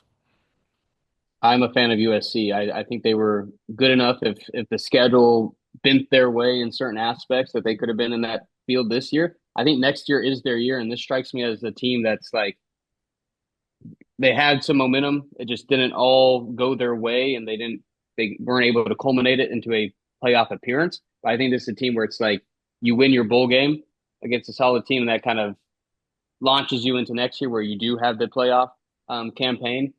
I'm a little bit worried about Jacoby Lane and probably Makai Lemon sitting in this one, but Mayava, their stud quarterback. I'm a huge Mayava fan. He re-signed today to come back for the Trojans next year. I know we're talking about a bowl game this year, but next year is USC's year, and it can start with this Texas Bowl. Should be a shootout offensively, and in that case, I'm taking the better offense, and that is USC and Lincoln Riley.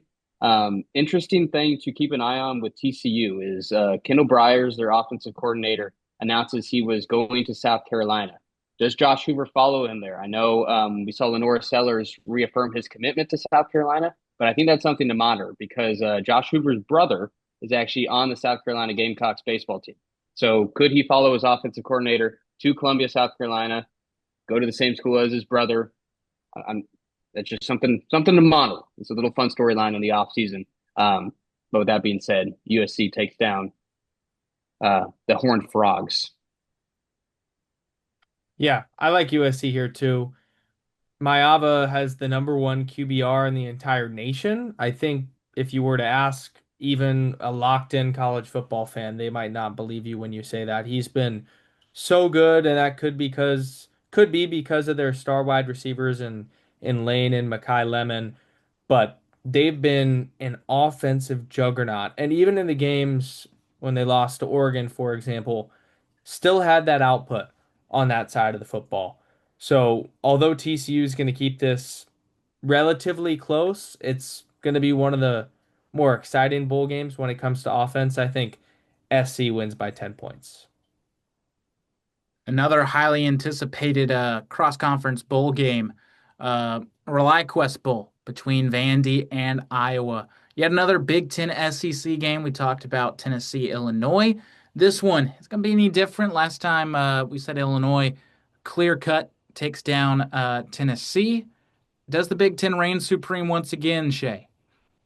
I'm gonna say yes. I think Diego Pavia, and this is going to be maybe aligning with the anti-Pavia thing I mentioned earlier, but I think Iowa's defense puts Pavia through a nightmare game. I think if any defense is going to be able to stop Diego Pavia, and I think that Vanderbilt offense is susceptible and vulnerable to that, where it's like if an opposing defense can stop Diego, then they don't have really much of anything else.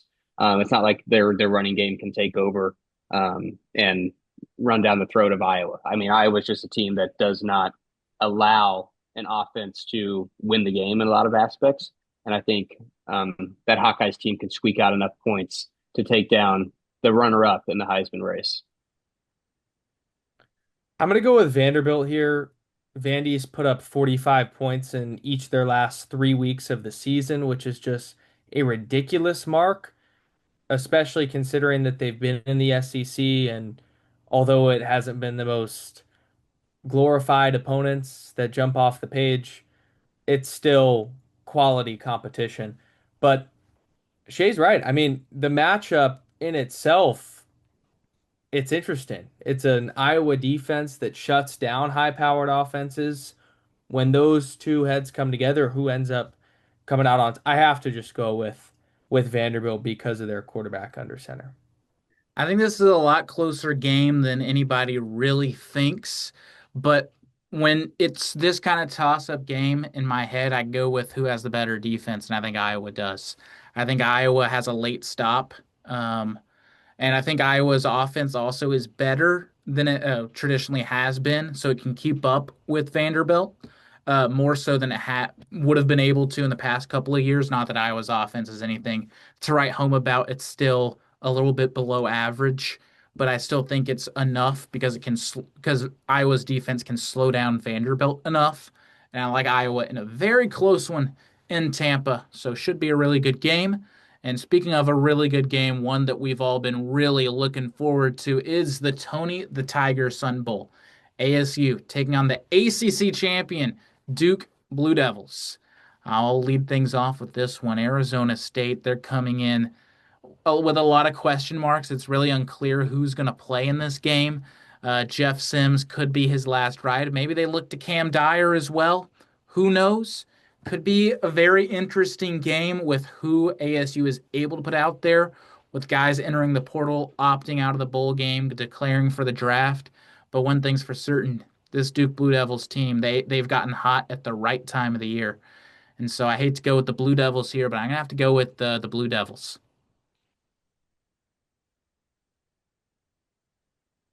Yeah, I'm gonna pick Arizona State. I think I'm not too sure about Darian Mensah's status at the moment. I saw a report talking about how he could go to the NFL draft. So if that's the case, then I don't know why he would play in a game like this. But ASU, their defense, even if you're missing a lot of pieces, it's a defense that when Coach Ward is coaching them up, they're always locked in schematically, and that'll really give Duke some fits, especially with their ability to run the football. I like Arizona State is the underdog getting the win. I think especially as an underdog, it's going to be really tough to not go with the Sun Devils in this case, just because of how good this Sun Devils team is. Shay, when it comes to the Sun Devils and the Blue Devils, who do you like? Yeah, I think I'm going to draw a lot of parallels between the other Shay team versus an ACC team. And we talked about the Gator Bowl, Mizzou versus Virginia. Mizzou and ASU, it's a lot of guys where it's like, if they play, they shouldn't have an issue with their opponent. But who knows if they're going to play? I think ASU's got a laundry list of guys where it's like, are they going to suit up or not? For one way I look at it is like Jeff Sims and company is going to want to get the sour taste out of their mouth that the teacup left them, where it's like they still had a potential shot that Friday of getting into the Big 12 championship game, and then they lose to their rivals Arizona. And they were really outplayed in most every aspect of that ball game. But on the other side, it's a Duke team that they were in the ACC championship for a reason. I know the 7-5 record looked pretty hideous in a conference championship game, but they scored a lot of points against a lot of quality ACC defenses. And that starts with Darian Minson. I think the talk has been, is he going to stay at Duke and he's getting paid a crap ton of money there, or is he going to transfer up from Duke? The report came out today that he might be an NFL guy. I mean, he could leave for the NFL potentially. And if that is the route he takes, if he has gotten that positive feedback from the National Football League, then he might not play in this one. And I think if Mensah doesn't go, then a lot of those Duke guys don't go, and ASU wins this behind a quarterback that wants to put a cherry on top of a great collegiate career in Jeff Sims. All right, so a mixed selection there. We'll see if Shay's right. Should be a very tough game either way, depending on who plays. I think it's going to be one of the more physical bowl games because I really love Manny Diaz and I really love Kenny Dillingham. Both these guys are going to have their guys ready to play, especially with how much talk has been in the offseason, whether it's does Duke deserve to win the ACC? Is Kenny Dillingham going to leave? Both these coaches have had their ears full this postseason, so they're all going to let their teams talk in El Paso on December 31st. Should be a great game, and we have our last bowl game to go over before we get to our bracketology, and it's the Cheez-It Citrus Bowl, with the Michigan Wolverines taking on the Texas Longhorns. So when it comes to Texas, they are a team that feels slighted. They're a team that feels left out because of how their resume looks, despite not making the playoffs. And this is a Michigan team that is struggling with an identity crisis after losing Sharon Moore due to a highly publicized controversy and has been let go from the institution. And I think this is a Michigan team that, quite frankly, should have pulled a Notre Dame and opted out of the bowl season with how much is going on behind the scenes. So I like Texas because I think they're focusing on the gridiron instead of who's going to coach their bowl game. Well, even though they do know it's going to be Biff Poggi, I still think Texas, they find a way to win. Yeah, it's two regarded programs. But one has continuity, Arch Manning coming back from there next year, versus one that just really, for lack of a better term, had a bomb dropped in Ann Arbor. I mean, everything is blown up, and it starts with Sharon Moore and all that kind of stuff. And that's a hour, 2 hour long conversation for another day. I think it's an easy. I would be very surprised if Michigan overcomes all of that and pulls out a win here against a Texas team that, as you said, is hungry to prove that they are good enough to be in the 12-team field.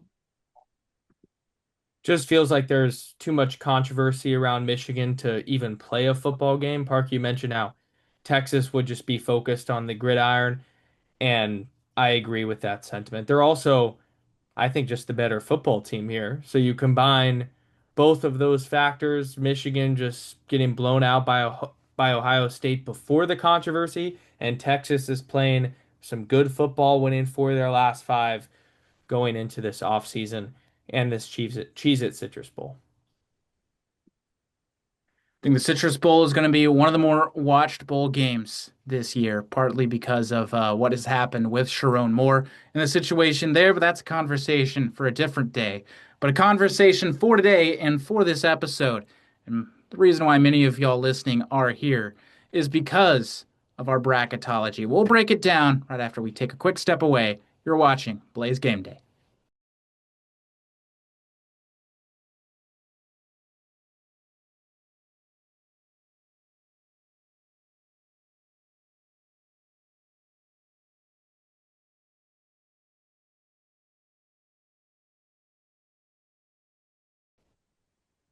Welcome back to Blaze Game Day. Parker Porrill, Aidan O'Neill, and Shay Moloney on the horn, and the main event has come up. It is time for our selections for the college football playoff and a little bit of bracketology. Most people equate that word for March Madness, but now it's getting to December and January Madness with how big the playoff is for college football and how equal these teams see 1 through 12. It seems like each team has relatively the same talent as the next one. And as we go through pick by pick, we're going to have our brackets on the screen for you. And we're going to start with the 12 versus 5 matchup between James Madison and Oregon. We kind of talked about the talent disparity between these two teams early, and I think it's just too much for James Madison. I think if y'all can remember back, we had a Liberty versus Oregon matchup in the Caden Salter days in the back in the era where Liberty was kind of the big bowl buster in the early playoff era. But I think Oregon once again proves too much, even though Liberty kept that game close for a quarter and a half.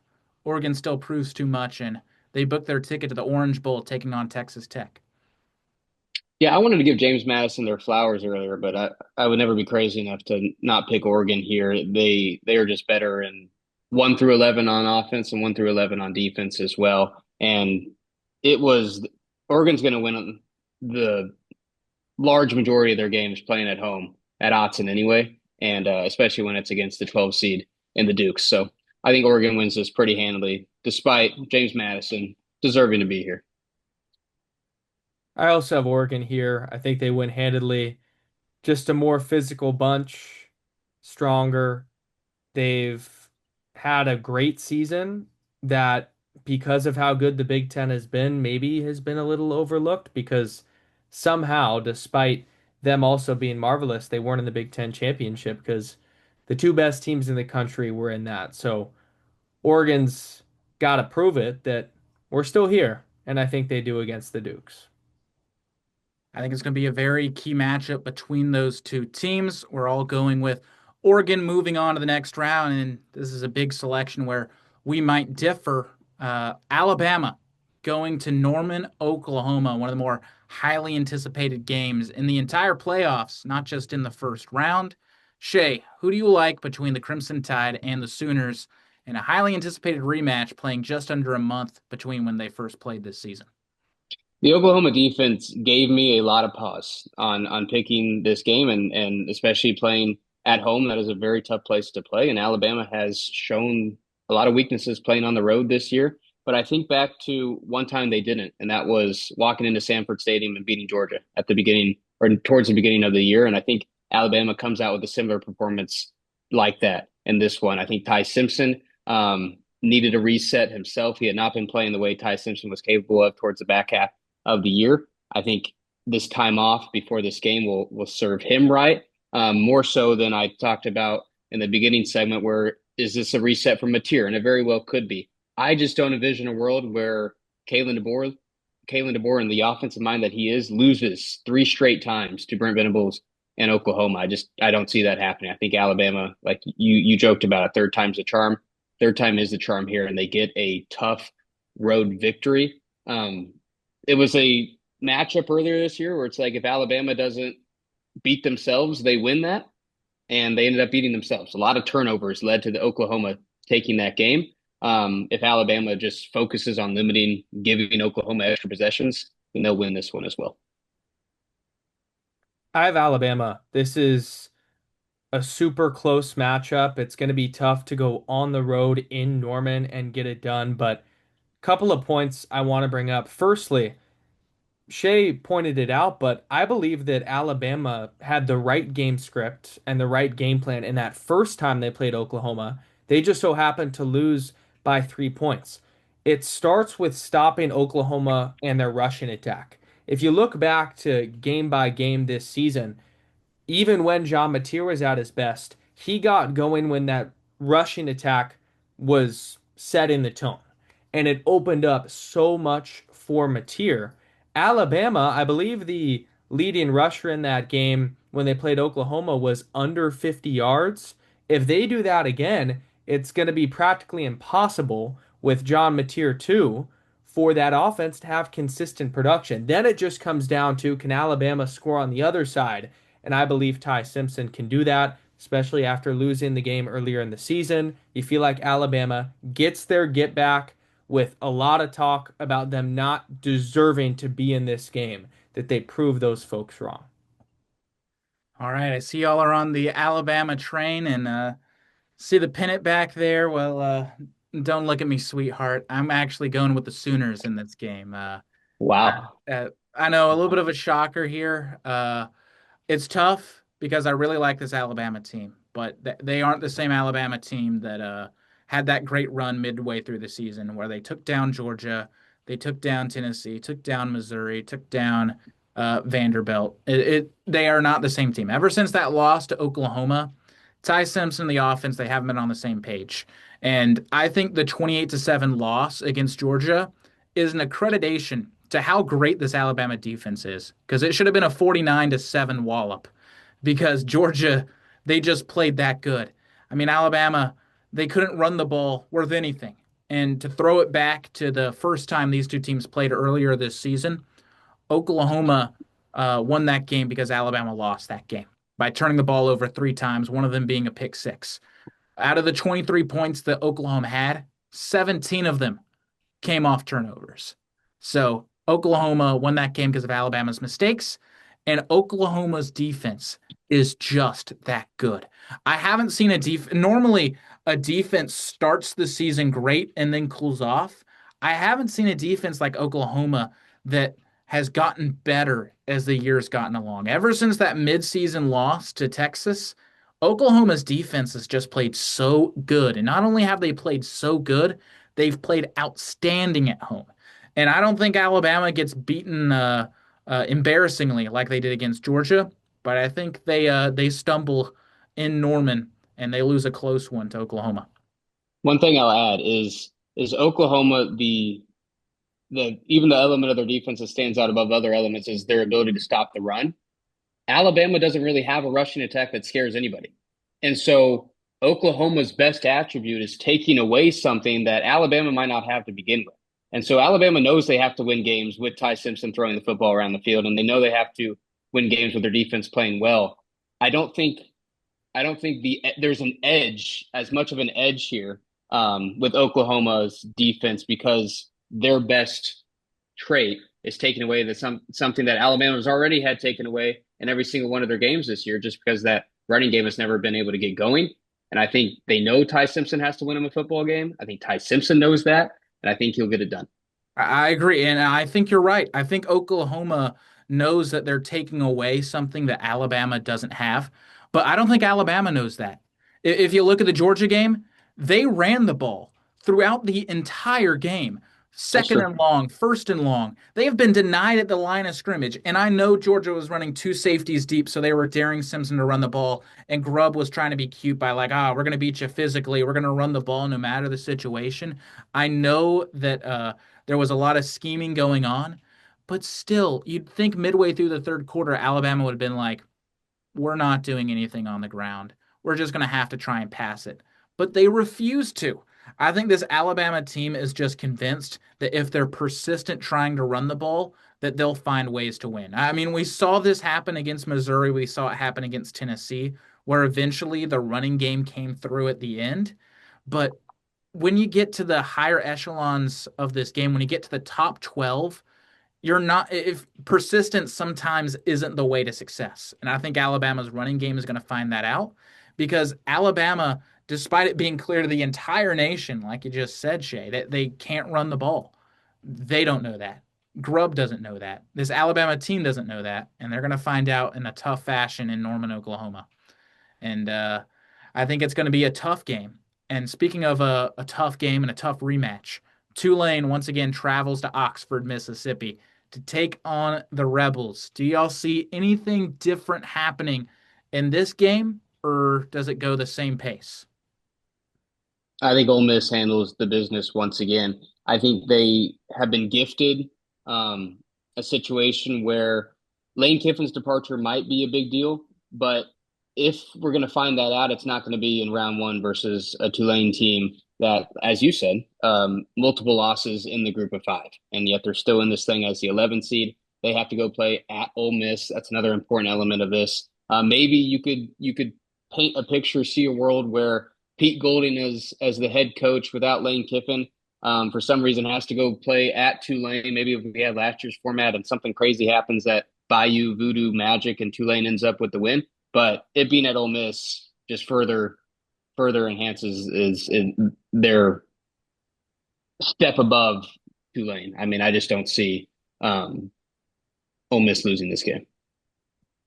Yeah, the Ole Miss manhandled Tulane in every aspect of the game when they played earlier this season. And when you see a final score like that, Parker mentioned he watched the tape. There's nothing there from Tulane that suggests a potential upset. So that's where you roll with Ole Miss, despite maybe there being some, hey, there's no Lane Kiffin and now not playing so good. I don't think there's much of that in this matchup. Now, on the other hand, I think that this game is going to be a lot closer than y'all are saying. Let me paint y'all the picture of the first game. Tulane lost for two simple reasons, in my opinion. They lost the yardage battle embarrassingly. Ole Miss dominated 548 to 282. And Ole Miss had over 300 passing yards and over 200 rushing yards. You talk about an all-time day for the offense. And the second reason is Retzloff was off for Tulane. He went 5 for 17 with 56 passing yards and only 58 rushing yards. I think that this is a rare oddity of a mistake for Tulane, but the one question I have for Tulane is how will they answer on the road? There are two losses this season to Ole Miss and University of Texas San Antonio have come on the road, and it's been to great road environments. I think Tulane, they start sluggish. I think Ole Miss explodes ahead, but I'm not surprised if Tulane starts chipping their way back because they haven't been as distracted as Ole Miss has with the Lane Kiffin situation. The spread right now is at 17.5. I like Tulane to lose by 8 or 9 points. I think they keep it under 10 points, but I think it's going to be a slow comeback type for Tulane. I don't think they win outright, but I think this is a Tulane team that is a lot better and has matured since their early season loss, more so than Ole Miss has gotten better as the season goes along. So that brings us to probably the best matchup in this first round, Miami at Texas A&M. I'll start things off with this one because I've gone back and forth. Originally, I had Texas A&M going on a run when this bracket first released, but as it's kind of developed, I've sat back and eventually I've now flipped to having Miami take down Texas A&M on the road. And the reason that I have Miami taking them down is Miami, the key to this game for them is to score more than 21 points. Miami is 0-2 this season when they've been held under 21 points. Texas A&M has allowed 7 teams and 5 in the Power 5 to score more than 21 points this season. I think Miami is one of the better offenses, and I think if they score more than 21 points, they win this game. They're 10-0 when they've scored over 21 points this season. So I like Miami by like a 35-31 shootout score. That's ultimately why I also went Miami. I have 2 road teams getting the job done in the first round. I've got Miami and, as I said, Alabama against Oklahoma.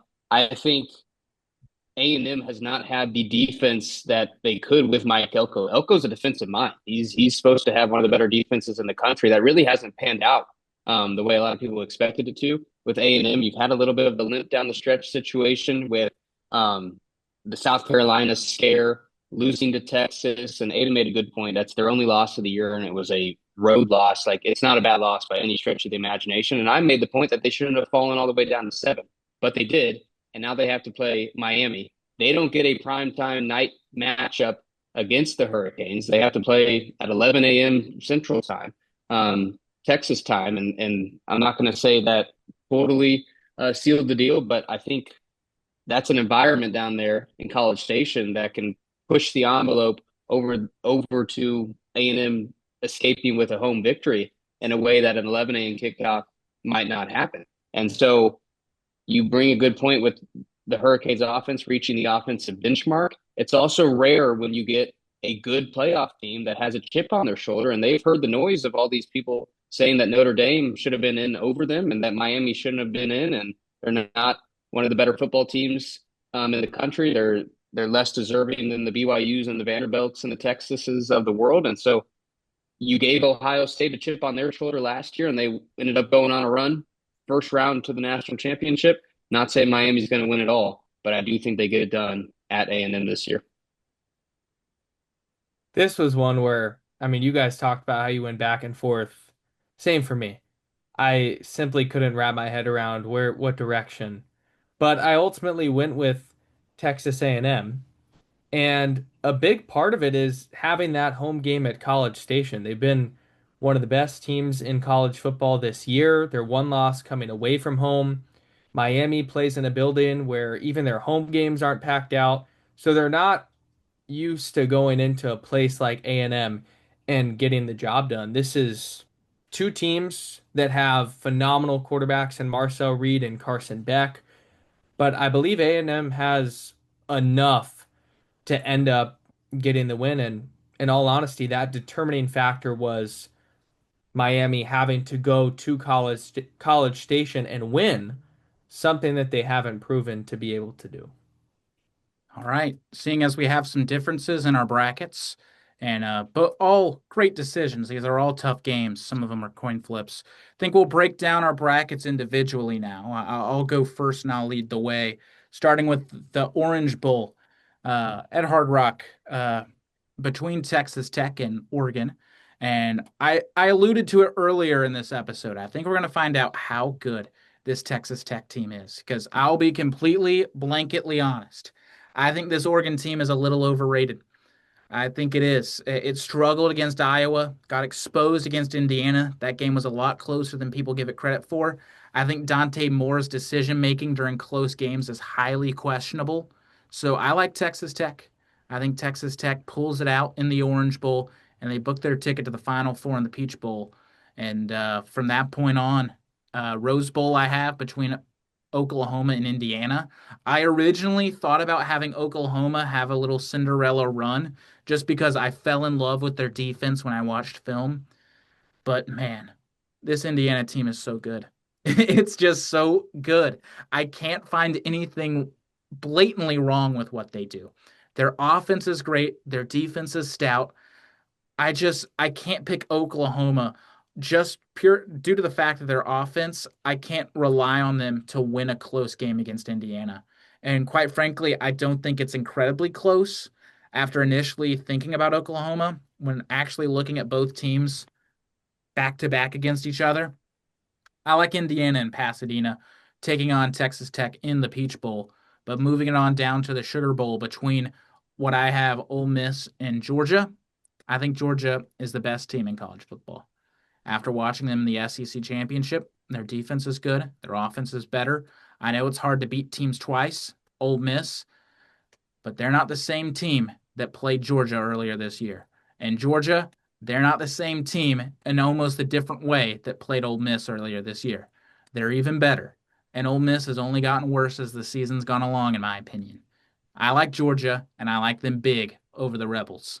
And in the Cotton Bowl, Ohio State versus Miami, kind of a rematch of a early 2000s national championship game. I think this is going to be a very, very good game. I think the offenses are going to show out, but Ohio State is also just that good of a team. They are just that good of a team. And I think this shows that the college football playoff committee, they got it right with their top four because I have the top four moving on to the final four because that's how top heavy I think this bracket is. And in the Peach Bowl between Indiana and Texas Tech, I think we're going to see how good Texas Tech is because they're going to challenge Indiana.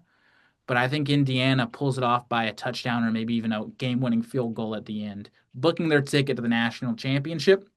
And in the Fiesta Bowl, which will be on Blaze Radio, me and Aidan will be on the call for it. I have it between Ohio State and Georgia.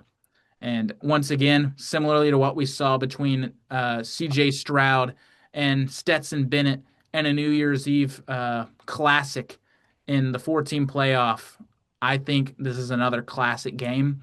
I thought about this one for a while, but I said it. Georgia is the best team in college football. I have them not only winning the Fiesta Bowl, but then I have them beating Indiana in a national championship game, crowning themselves and then submitting themselves as a dynasty in college football. To me, you got to win 3 to be a dynasty, and I think Kirby Smart's going to do just that as they take down the Hoosiers to win the national championship. I like it. I like that we differ on a lot of these matchups. It makes it more fun.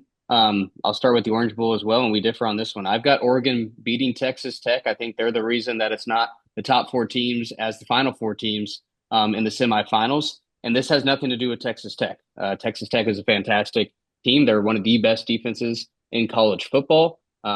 We just loved up on Jacob Rodriguez earlier, and he is a very worthy player, and he will make his mark known in this game. This is one of the better defenses Oregon's played all year, but they have the Big Ten battle test element, and I think them getting the 5 seed and able to play a team like James Madison at home to lead them into a matchup like this is very important. They were really banged up at the end of the year. I remember them, that Iowa game, they escaped with a win. They did not have nearly their full team intact. They were without Kenyon Sadiq, their star tight end. They were without DeCorian Moore, their true freshman star receiver. A lot of other injuries across the board. They didn't have to play in the Big Ten championship game. They're going to get a significant chunk of time to heal up, to rest up. I saw that Evan Stewart was even practicing this week, and we haven't seen him all year since last year. And so if these guys can get healthy, and then also have the luxury of playing a team like James Madison out of the group of 5 where they shouldn't have to go balls to the wall, full throttle to win that game, then that'll even help them even more be ready for a matchup like this on a neutral against Texas Tech. And this could be a different story if this has to be played in Lubbock, Texas. But on a neutral, I'm going to trust Dan Lanning to get that sour taste out of their mouth that they definitely have with the undefeated season last year and then getting killed in the Rose Bowl by Ohio State. They didn't like that, and I think they tried their hardest to make sure they get a little bit farther this year. So I have Oregon getting it done over Texas Tech, and then I have the same results as you, Parker. I know that bracket was pretty much the same. You had Oklahoma losing to Indiana. I'll have Alabama losing to Indiana. Like you said, Indiana, a lot of people still view them as not a Cinderella, but as this team that has come out of nowhere because, frankly, they have. But them winning the Big Ten championship shows that they are a legit contender for this thing, a legit national title viable option. And I think they showed against a team like Alabama, where we've seen them be the national title favorites year in and year out, especially under Nick Saban. But I think Indiana is just, that defense is too much for Alabama, and they've just been in the business of winning football games the last couple of years, a little bit more than Alabama has. And that's a crazy sentence to utter right now, that Indiana is a better team at winning football games right now than Alabama is. But that's the state we're in. Cignetti has turned around the ship that quickly. So I have the Hoosiers getting it done in the Rose Bowl game and going to the Peach Bowl to face fellow Big Ten foe Oregon. In the Sugar Bowl, Georgia versus Ole Miss. I'm with you, Parker. I think Georgia handles their business pretty well. In the regular season matchup, I had Georgia over the Rebels because it's like, is Lane Kiffin really going to beat Kirby Smart? I said no. I was right. Pete Golding's not beating Kirby Smart either. And so I think Ole Miss, I am under the impression that Lane Kiffin does make a pretty big difference. And his departure will be felt there. There's a reason why he was sought after the way he was by every opening that there was. And LSU wins the bidding war and they get Kiffin. I think there's a reason that he was viewed in the light he was. I think he does make a difference. He's a great offensive mind. He makes Trinidad Chambliss's job way easier than it probably is without him. And I think that gets shown here in a way that it wasn't exposed in a matchup against Tulane. So I have Georgia exerting their will over Ole Miss in the Sugar Bowl.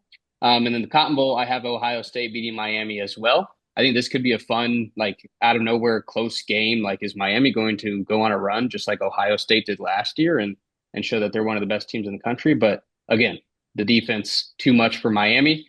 If we're talking about defenses that can make Carson Beck beat himself, which has been the reason they've gotten into trouble this year, is Miami getting in their own way offensively, then Ohio State's defense can absolutely do that.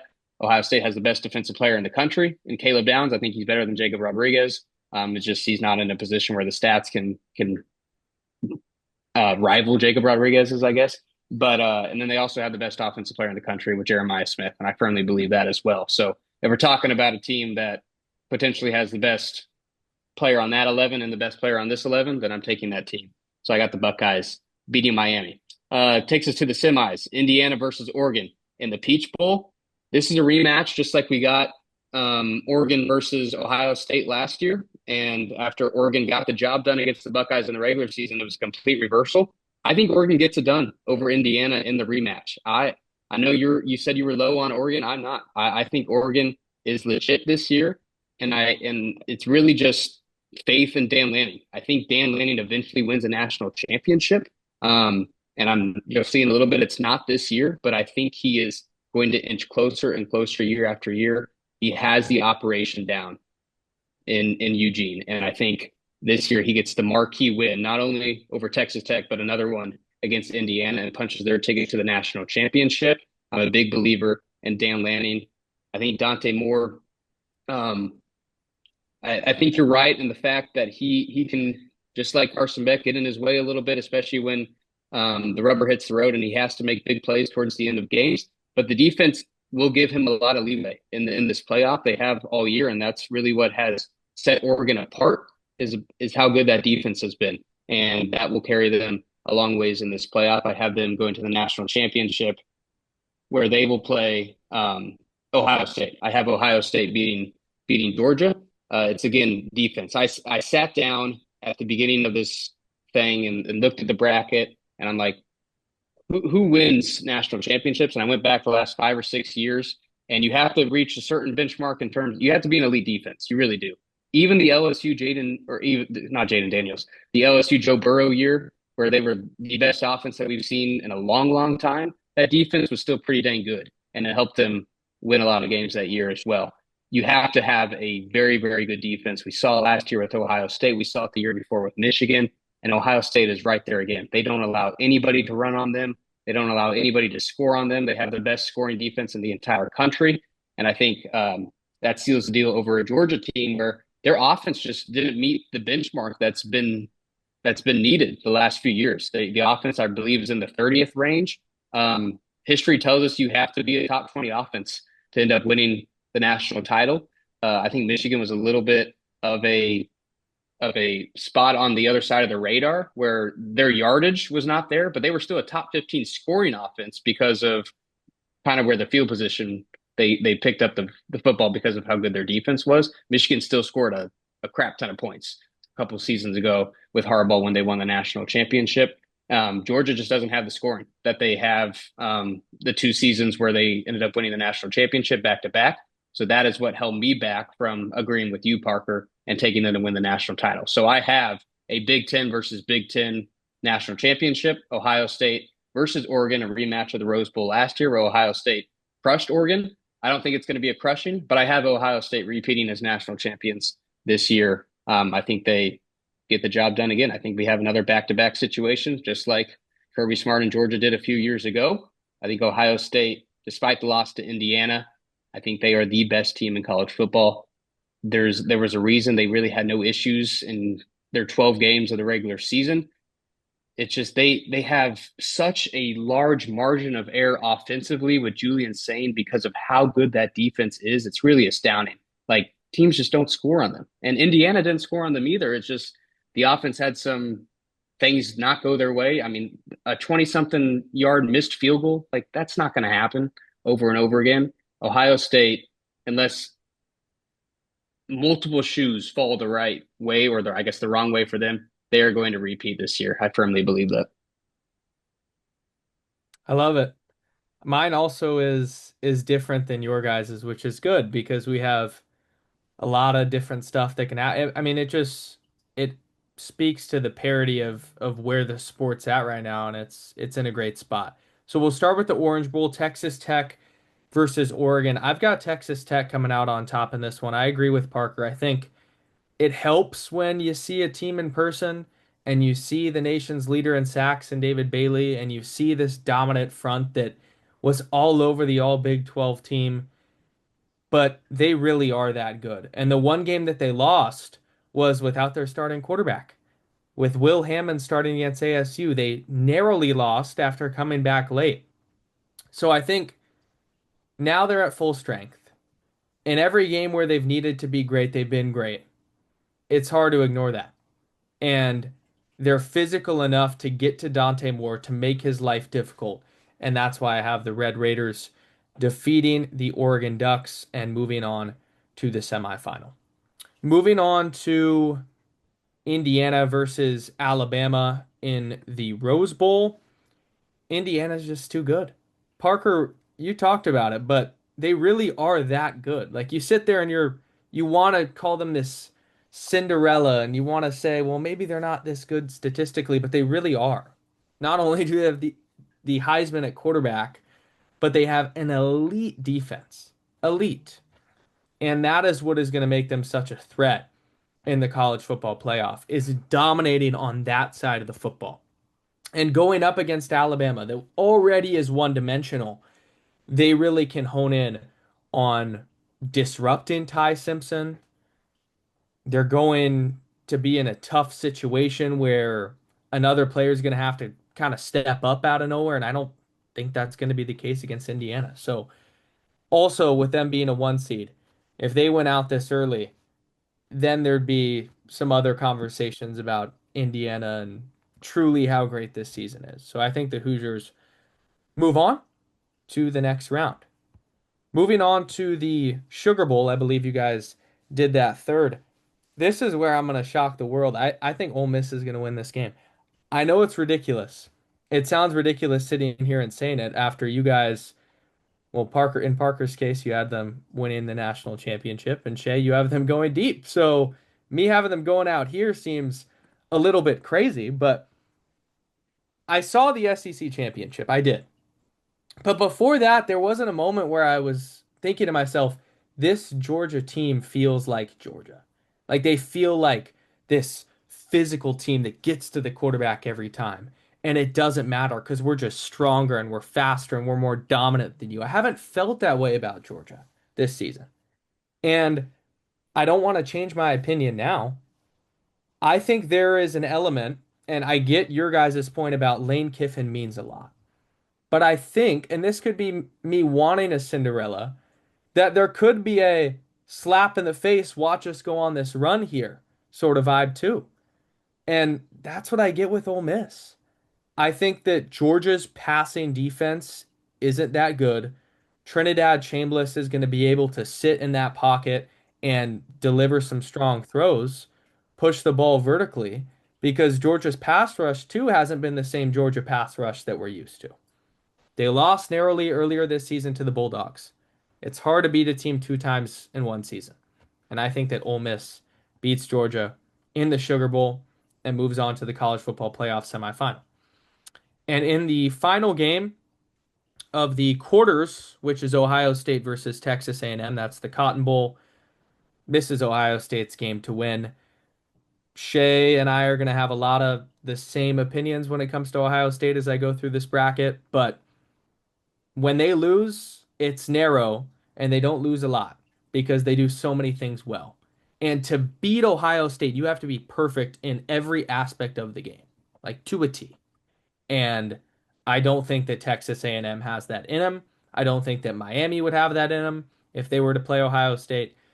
And this Cotton Bowl will be packed out with Buckeye fans too. Hey, if it's the Cotton Bowl though, that means that and if A&M's in it, then it's in their home state. So could have a lot of Aggie fans too. I have the Buckeyes moving on. Oh, not to interrupt. Ohio State has had a rough recent history in the Cotton Bowl, I will say. Who'd they those play last time?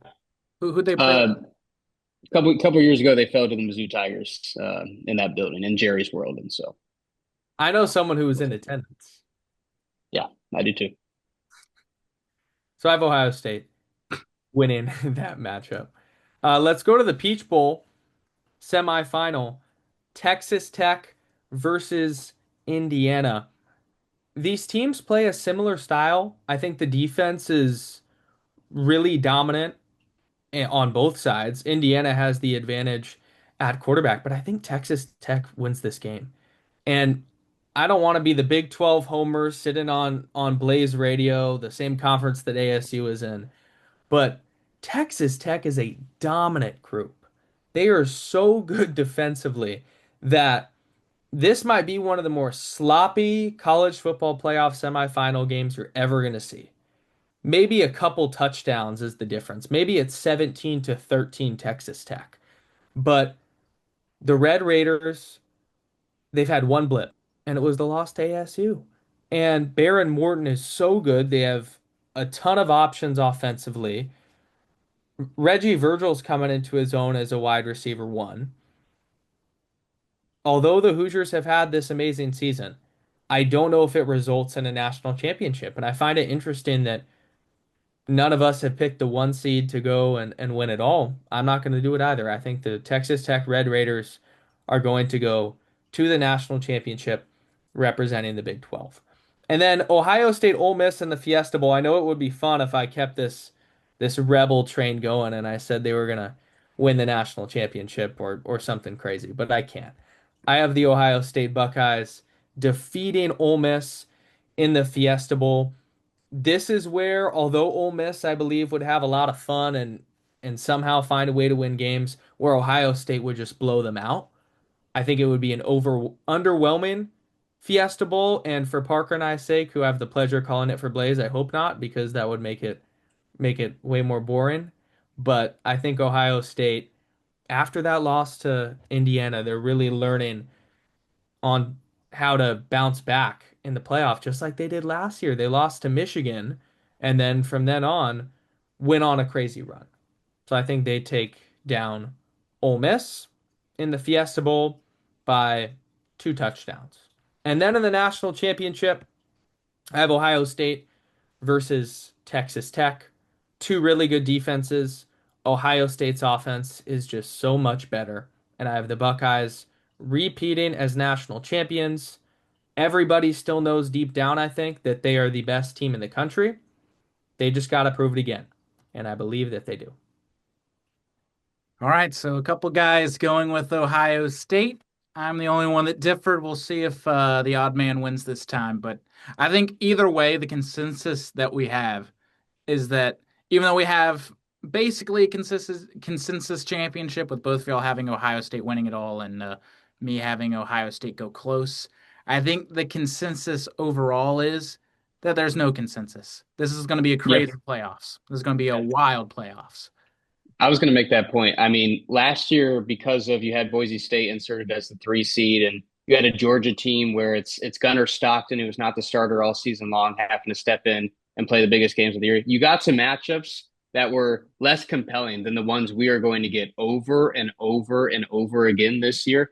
I mean, we didn't have a first round game last year that was as fun as Miami A&M or Alabama Oklahoma. We get both of those this weekend, and then you're talking about from there on out. If Tulane and James Madison doesn't shock the world, you have, I believe that's 7 games with the quarterfinals, semifinals, and championship, where there is no combination that I wouldn't be like, wow, I am seated with a big old popcorn bucket in my lap watching that for 4 hours straight. Like, these games are going to be ridiculously good. And the thing that gave me the most pause with picking Ohio State was that it's the curse of like the preseason number 1 team never ends up winning the national championship. I think that's held true for however many years. And then I was reminded that Texas was actually the preseason number 1 team. And I was like, well, that's all I need to pick the Buckeyes to win it all. Texas was preseason number 1 in the AP poll. They end up losing to Ohio State week 1. And it's been relatively smooth sailing, except for the loss to Indiana in the Big Ten championship for Ohio State. And that's why I ultimately went with the Buckeyes to repeat. Yeah, either way, it's going to be an entertaining postseason. I think y'all all have great reasonings, even though I think mine's more correct. We'll find out which of our scores are going to be more correct, but really the real winners is everybody who tuned into this episode, a real marathon where we unpacked everything postseason-wise, whether it be the awards, the coaching carousel, or this playoff bracket. It's going to be a real doozy. I don't know about y'all, but I'm going to get my rest in so I can get ready to watch these playoffs, whether it be the Crimson Tide or Miami, Texas A&M. We got some great matchups, and hopefully y'all get some good rest heading into this holiday season. You too, Parker. Thanks for having us. You too, Parker. Yeah, thanks for having us. This has been a lot of fun. Been a lot of fun. It's been a great season here on Blaze Game Day. We'll return next semester with some more coverage of ASU sports and some more specials just like this one. But that's going to about do it for this episode. For my co-hosts, Aidan O'Neill and Shay Moloney, I'm Parker Porrill saying so long, and thank you for tuning into this wonderful edition of the College Football Playoffs here on Blaze Game Day.